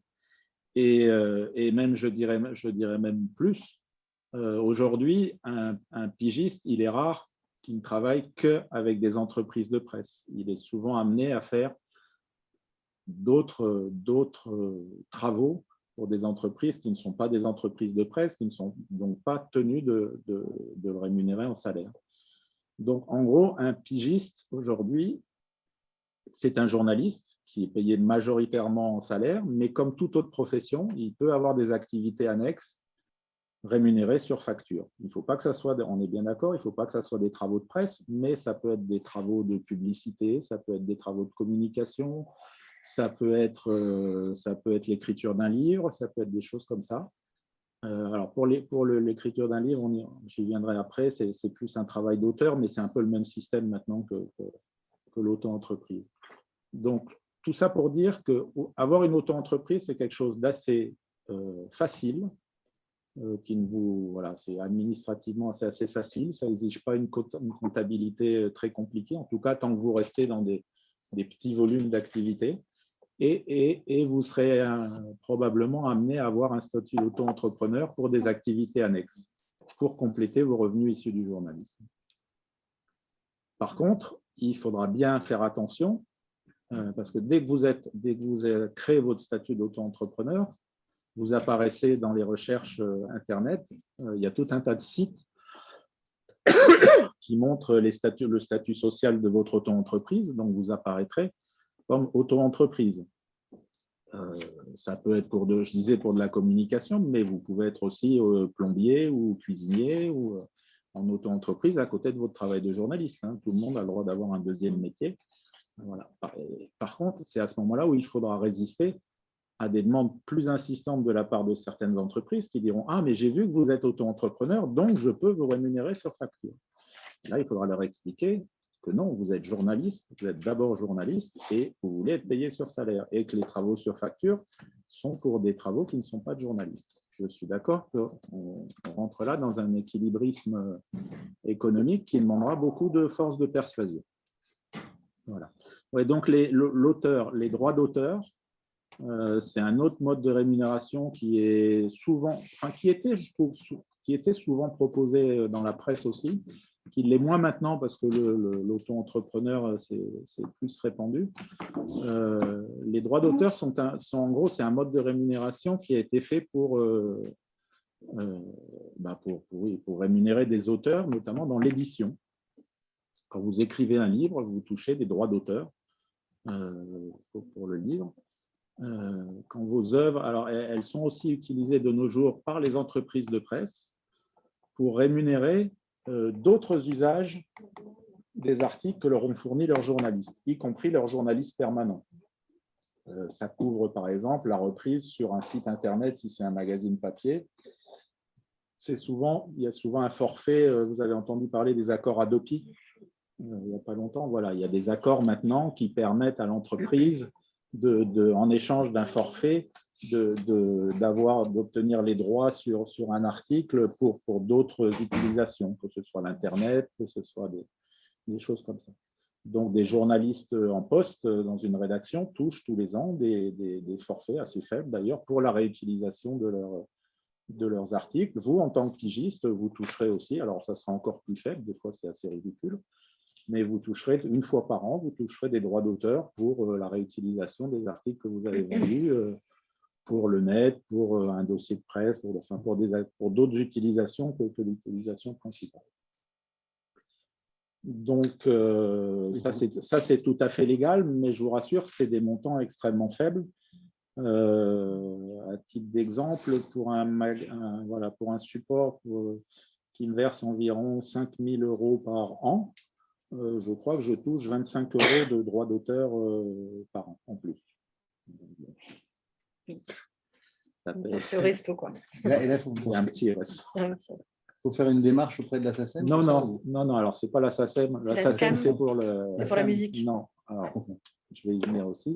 Vous n'avez rien à faire. Donc, normalement, quand c'est un organisme qui vous verse ses droits d'auteur, un éditeur ou une entreprise de presse, il s'occupe de régler lui-même les cotisations directement. Donc, vous touchez un montant net de droits d'auteur. Et après, alors avant, c'était quelque chose qui s'appelait les AGSA, mais suite à un gros scandale et apparemment un détournement d'argent non négligeable pendant 20 ans, les AGSA ont lâché l'affaire et en fait, c'est l'URSSAF. C'est l'URSSAF du Limousin qui gère tout ça. Donc, si vous ne touchez de droits d'auteur que de la part de gens, d'éditeurs ou d'entreprises qui vous payent déjà en salaire ou des choses comme ça, vous n'avez rien à faire. L'URSSAF alors si, je crois qu'il faut quand même ouvrir un compte. Bon, je n'ai pas réussi, moi, mais vous n'aurez pas d'obligation. Par contre, si vous vous faites rémunérer, il ne faut pas, mais si vous faites rémunérer un article et que vous êtes payé en droit d'auteur, là oui, il faudra déclarer ça et vous aurez des cotisations à payer directement à l'URSSAF. Voilà, c'est un statut, c'est un peu en pleine évolution le statut de droit d'auteur. Donc, de toute façon, c'est pareil que l'auto-entrepreneur. Pour un travail journalistique, ça n'a pas lieu d'être. Et la dernière solution, si vraiment vous êtes face à un employeur qui ne veut pas vous payer, qui ne veut vous payer que sur facture et que vous voulez être salarié, ou si vous avez un employeur étranger, alors parce que si vous touchez des revenus de l'étranger, c'est très compliqué. Ils ne vont pas vous payer un salaire. Une entreprise étrangère ne va pas vous payer en salaire français. C'est quasiment insoluble pour eux. Il y a la solution du portage salarial. En gros, le portage salarial, c'est c'est une entreprise qui se substitue, qui devient votre employeur. C'est-à-dire, c'est une entreprise qui présente la facture à votre client, puisque là, vous aurez un client, et qui vous reversera un salaire en ayant déduit vos cotisations sociales et son pourcentage pour ses frais de fonctionnement. Donc, en gros, quand vous faites appel à vous serez payé en salaire, et si ça sanctionne un travail journalistique, ça peut, dans certains cas, être pris en compte dans le calcul de vos revenus journalistiques, notamment pour la carte de presse. Mais dans ces cas-là, il y a les charges donc salariales, mais aussi patronales à payer. C'est ça. Donc, en fait, c'est 50%. Voilà. Donc, en gros, vous toucherez en net 50% du montant de la facture. À titre d'information, si un auto-entrepreneur touche 75% du montant de la facture. Oui, mais ça, c'est pendant 3 ans et après, il a des… Non, il n'y a pas une histoire de limite et ensuite ça coûte plus cher. C'est une question de volume de revenus. Si tu dépasses le plafond d'activité d'auto-entrepreneur, oui, tu dois constituer une… Je ne sais plus, alors ça dépend si c'est une activité commerciale, mais c'est 75 000 €, je crois, de mémoire, un truc comme ça. Donc, je te souhaite d'y arriver et d'avoir à créer une multinationale. Bien sûr, entrepreneur. Je déclare. Voilà, donc pour un, comme on dit, un one-shot, pour un truc un petit peu comme ça, pour un travail que vous voulez vraiment faire, même si l'employeur est un peu con, voilà, le portage salarial est une porte de sortie, disons, semi-honorable. Mais voilà. Elle a quand même pour inconvénient, pour le média qui vous payera sur facture, lui, ça l'exonère quand même de ses obligations de vous salarier, quoi. Donc, c'est pour ça. Si vous passez par le portage salarial, pensez bien à demander 2 fois plus que ce que vous auriez demandé si vous étiez payé en salaire. Et c'est des CDD, en fait, à chaque fois. Oui, il y a pas de CDD. Ça doit être quelque chose comme ça. Alors après, c'est un peu, ça dépend. Parce que, oui, c'est un peu. C'est des CDD qui sont renouvelés chaque mois. C'est une succession de CDD, mais je sais pas parce que je sais que certaines.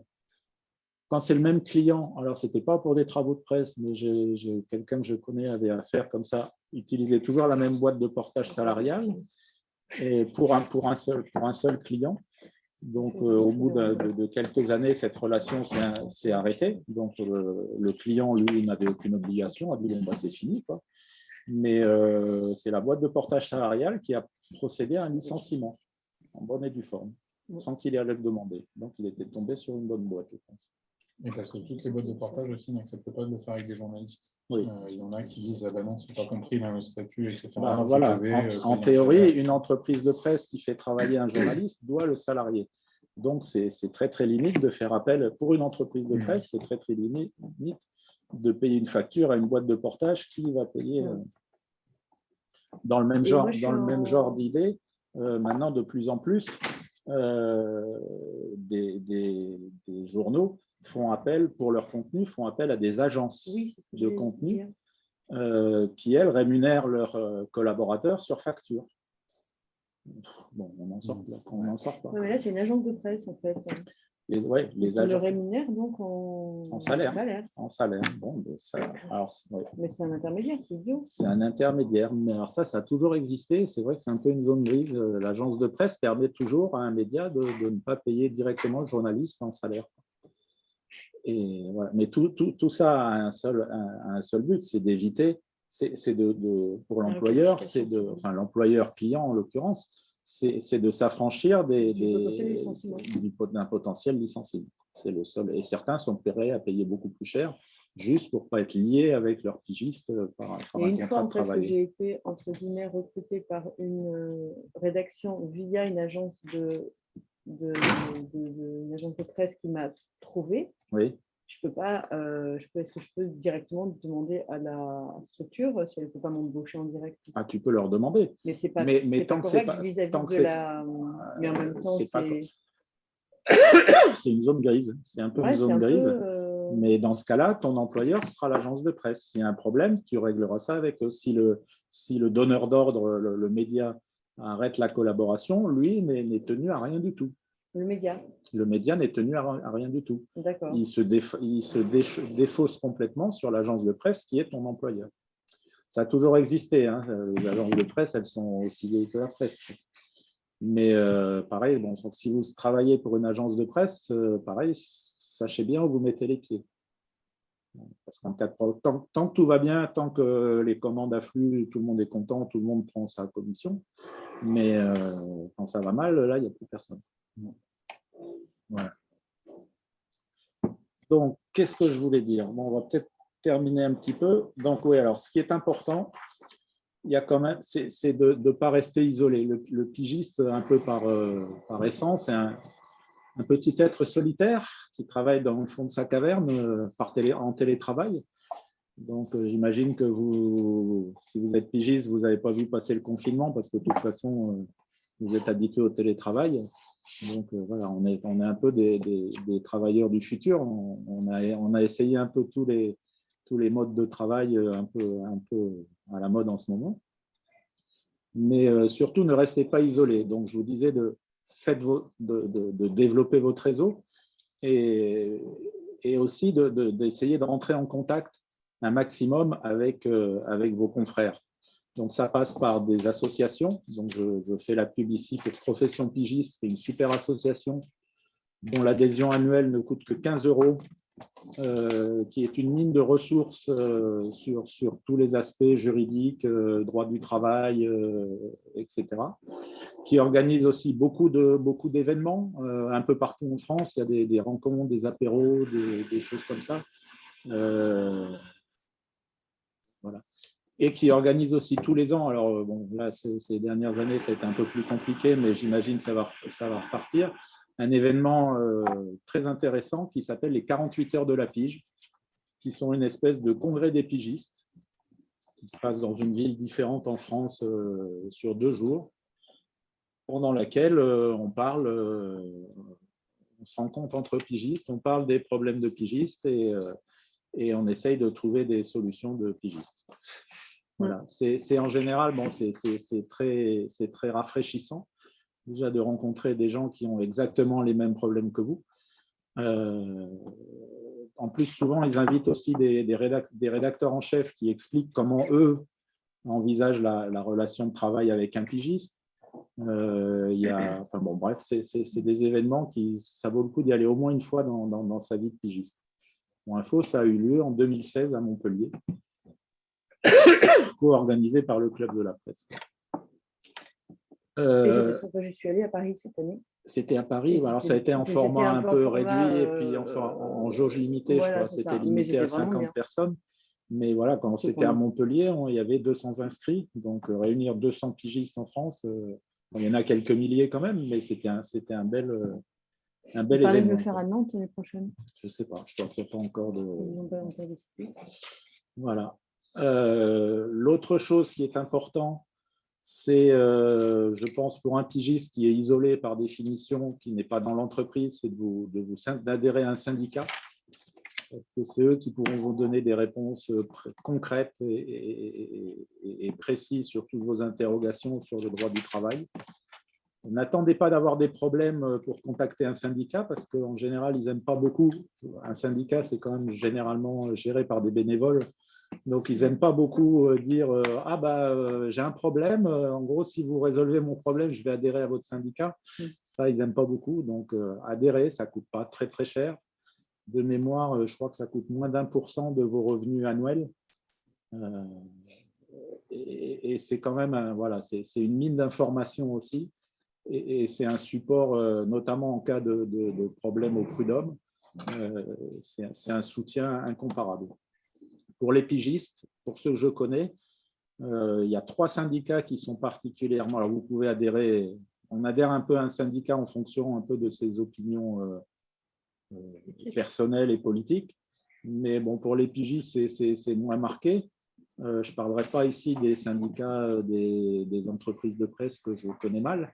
Mais pour les pigistes, les 3 plus actifs, c'est le SNJ, la CFDT et le SNJ-CGT, qui ont tous les 3 un pôle pigiste assez actif. Le dernier, c'est pardon SNJ-CGT.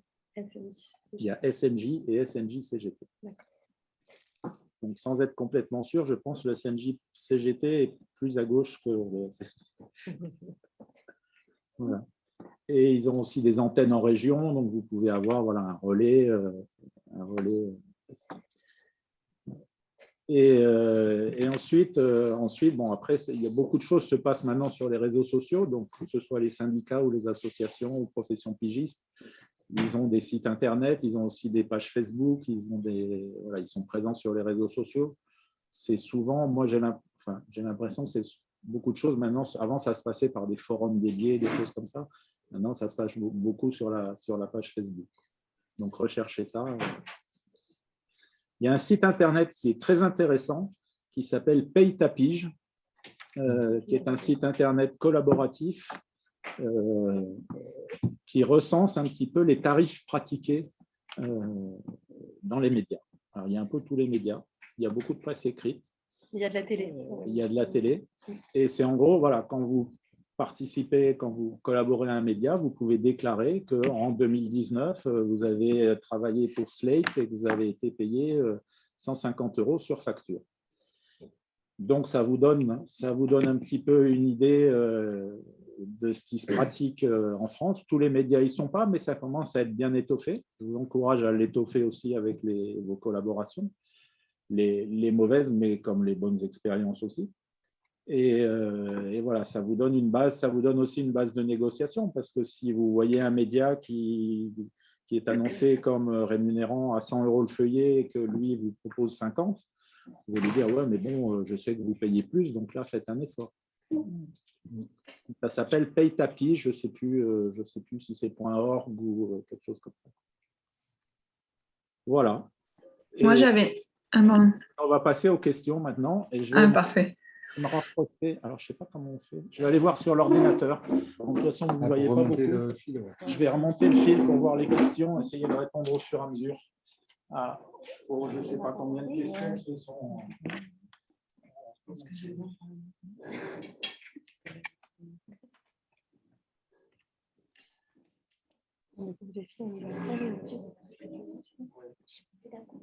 Ah oui.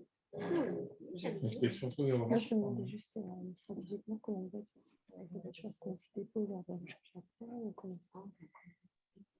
Mais sinon, il garde la voiture. Vous gardez la voiture, 150 vous € cherchez pour après. 12 mois. Nous, on est du côté de Clément. Je ne sais pas, vous m'entendez ici de l'ordinateur?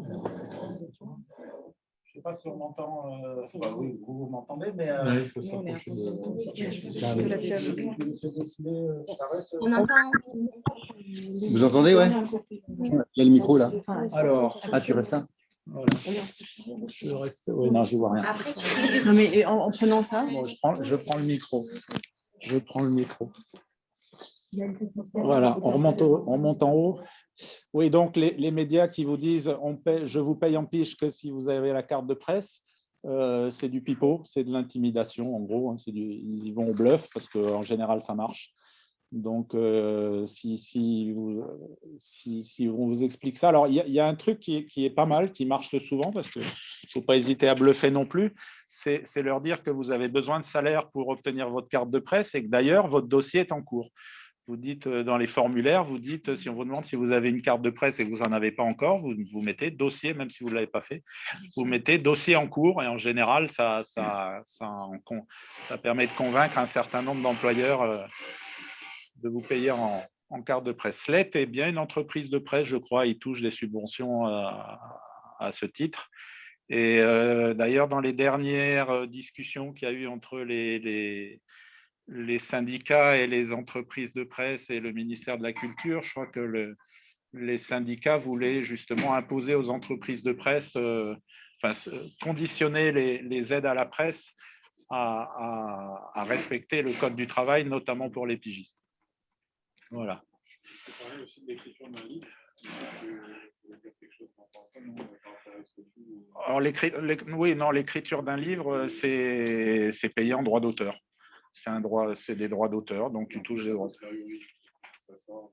Et quand ça sort. Alors, pour l'écriture d'un livre, je ne sais pas si on a le temps d'y passer. En gros, la rémunération, c'est en 2 fois. Souvent, il y a une avance et puis un pourcentage sur le prix de vente.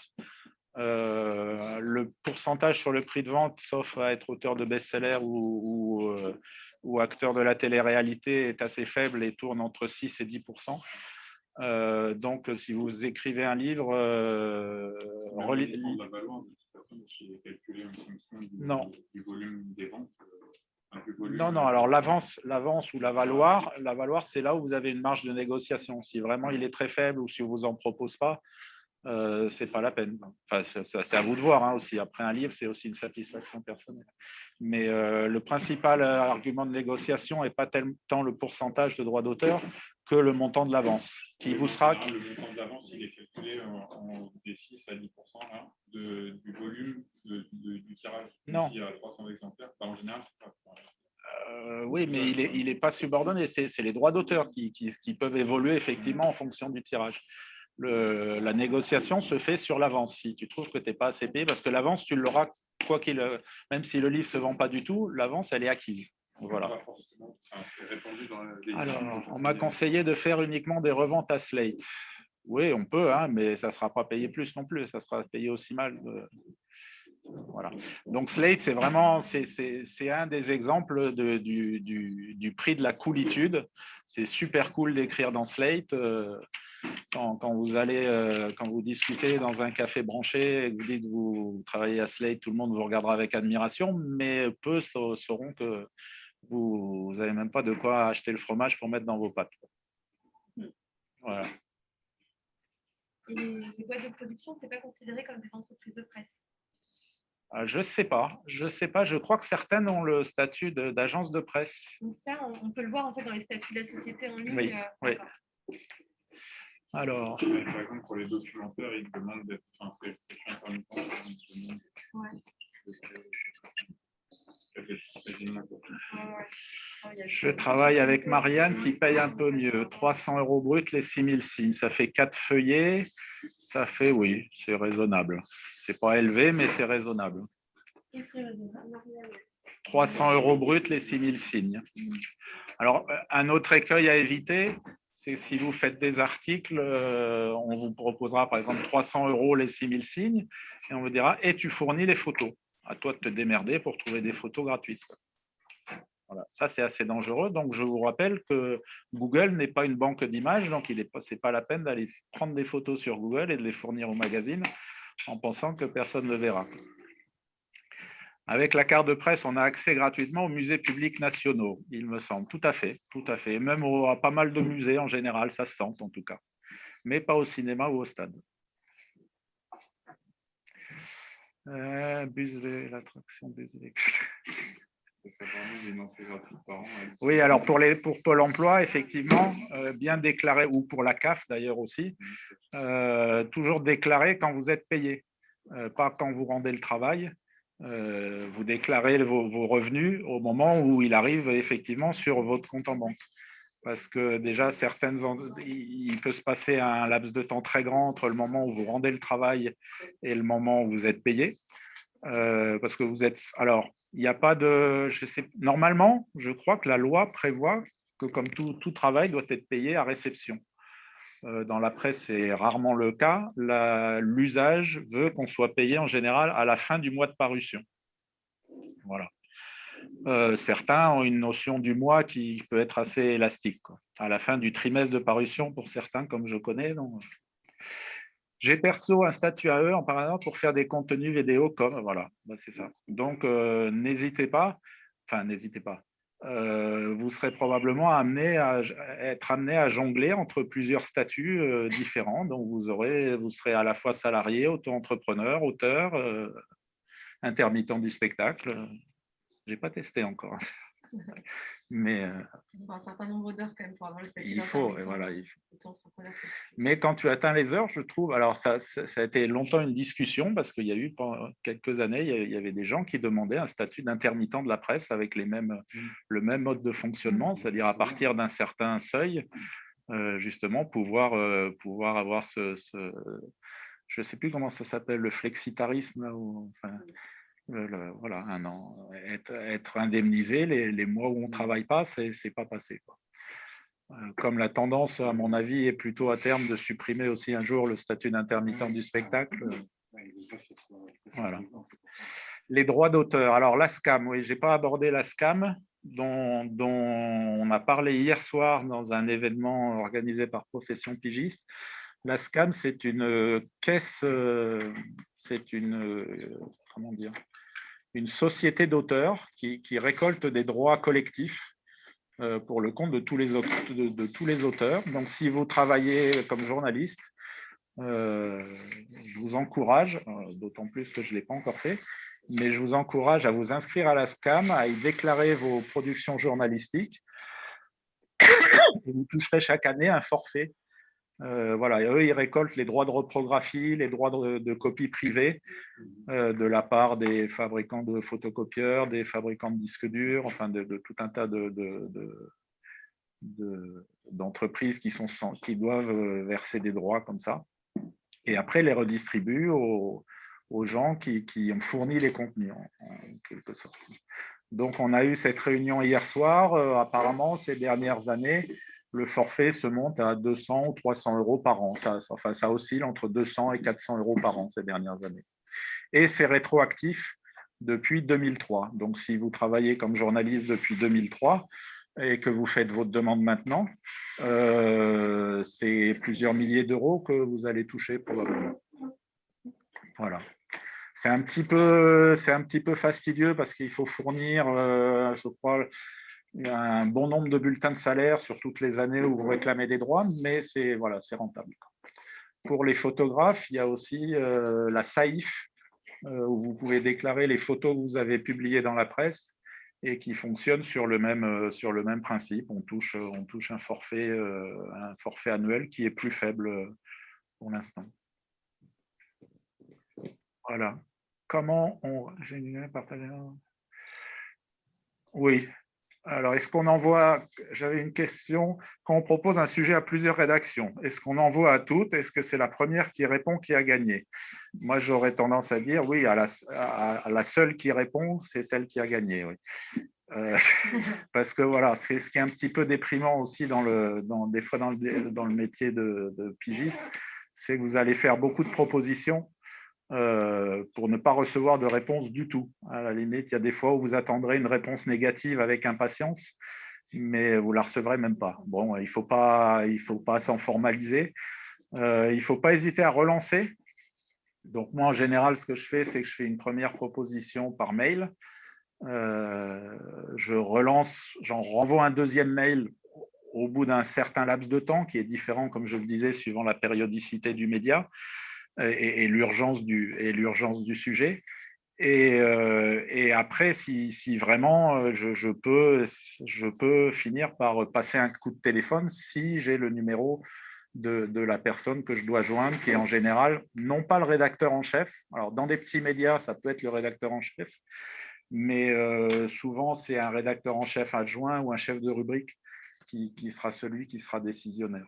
Voilà. Donc là, c'est ce que je disais, connaissez bien les médias et sachez à qui vous adressez quand vous faites une proposition.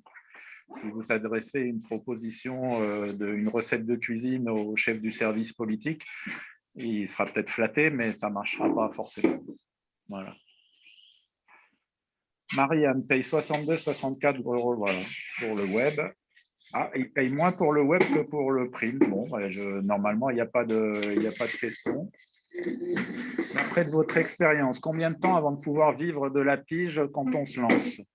Je dirais entre 1 et 25 ans. Voilà, bon, 25 ans, si on n'arrive pas à en vivre, il faut peut-être arrêter avant, quoi. Il y a un moment où, comme tout métier, il faut peut-être arrêter avant. Mais certains pigistes peuvent démarrer très vite. Voilà. Il y a un facteur chance, il ne faut pas se mentir, il y a un peu un facteur chance. Le pigiste, c'est aussi celui dont la proposition arrive pile au bon moment, quoi. Donc, dans une période juste avant le bouclage, au revoir. Juste avant le bouclage, c'est le meilleur moment pour proposer une pige. Moi, les meilleurs plans que j'ai, et puis en plus, c'est des moments où là, les employés en négocient plus, quoi. Ils sont prêts à tout parce qu'ils sont désespérés. Moi, mon premier article, je l'ai vendu comme ça. J'ai envoyé un article, bon, j'étais encore étudiant. J'ai envoyé un article qui n'était pas terrible, mais qui a été accepté en 24 heures. Ça ne m'est jamais arrivé depuis. parce que voilà, le rédac chef était en phase de bouclage et il venait d'apprendre que le reportage qu'il avait prévu ne serait pas livré. Donc, il avait un grand trou dans son chemin de fer et il fallait le remplir tout de suite. Voilà, et ça a été moi. Donc, il y a ce qui suppose pour augmenter le facteur chance, il faut faire beaucoup de propositions. Donc, c'est ce que je dis, ça demande quand même pas mal de persévérance. Cet aspect démarchage, il doit être constant et il faut s'attendre à beaucoup de refus, et voire même à beaucoup de pas de réponse du tout. Mais continuez quand même. Y a-t-il des collectifs de pigistes à Montpellier? Pas à ma connaissance. Il y a des collectifs de photographes, notamment Transit, qui travaillent beaucoup avec la presse, mais de pigistes, je ne sais pas. En tout cas, le club de la presse de Montpellier là, est en train de relancer un peu la commission pigiste et ses activités. Et j'espère qu'on aura beaucoup de choses à proposer aux pigistes dans les prochains mois ou années. Excusez-moi, j'avais une question, mais je pense qu'elle n'a pas été vue. Vous m'entendez? Oui. Vous m'entendez? Oui. En fait, c'était plus par rapport à dans le synopsis. Est-ce qu'on parle un peu de nous aussi? Parce que donc moi, je me lance là, ça fait que 2 semaines que j'ai commencé vraiment la pige. Et je veux me spécialiser dans tout ce qui est magazine d'astronomie et œnologie. Très bien. Et du coup, je me demandais si, comme je n'ai pas encore beaucoup d'expérience dans le milieu, c'est vrai que je me sens un peu illégitime. Et je me demandais si, du coup, lors de ma proposition de pige, pour un domaine, pour un portrait d'une viticultrice, par exemple, là que j'ai en tête, je me présente aussi un peu. Mais du coup, comme je n'ai pas trop d'expérience dans le milieu, je ne sais pas si c'est contre-productif. Il faut expliquer en quoi vous êtes une experte. Enfin, qu'est-ce qui fait votre expertise? Est-ce que c'est, je ne sais pas, votre formation professionnelle? Est-ce que c'est une histoire familiale? Est-ce que c'est, je ne sais pas… Non, mais en fait, je suis anciennement journaliste de presse quotidienne régionale et c'est du coup la région dans laquelle je travaille. Voilà. Donc, je connais bien du coup Ça, c'est important à dire. C'est important à dire que vous êtes implanté régionalement, que vous avez un réseau et que vous avez des connaissances dans ce domaine. Voilà, il faut toujours montrer ce qui fait votre expertise sur le sujet. Voilà, je ne sais pas, si vous faites un sujet sur un homme politique, j'imagine qu'il faut quand même expliquer que vous avez un appétit pour la politique, et 2, que vous avez déjà suivi des hommes politiques, que vous avez vous-même été, je ne sais pas, élu, ou que vous avez participé à une équipe municipale ou quelque chose comme ça, vous voyez. Il faut montrer que vous êtes légitime pour traiter ce sujet. D'accord. Merci. Pour les journalistes sportifs, il n'est pas nécessaire d'être sportif de haut niveau pour écrire sur le sport. Hein. On est bien d'accord.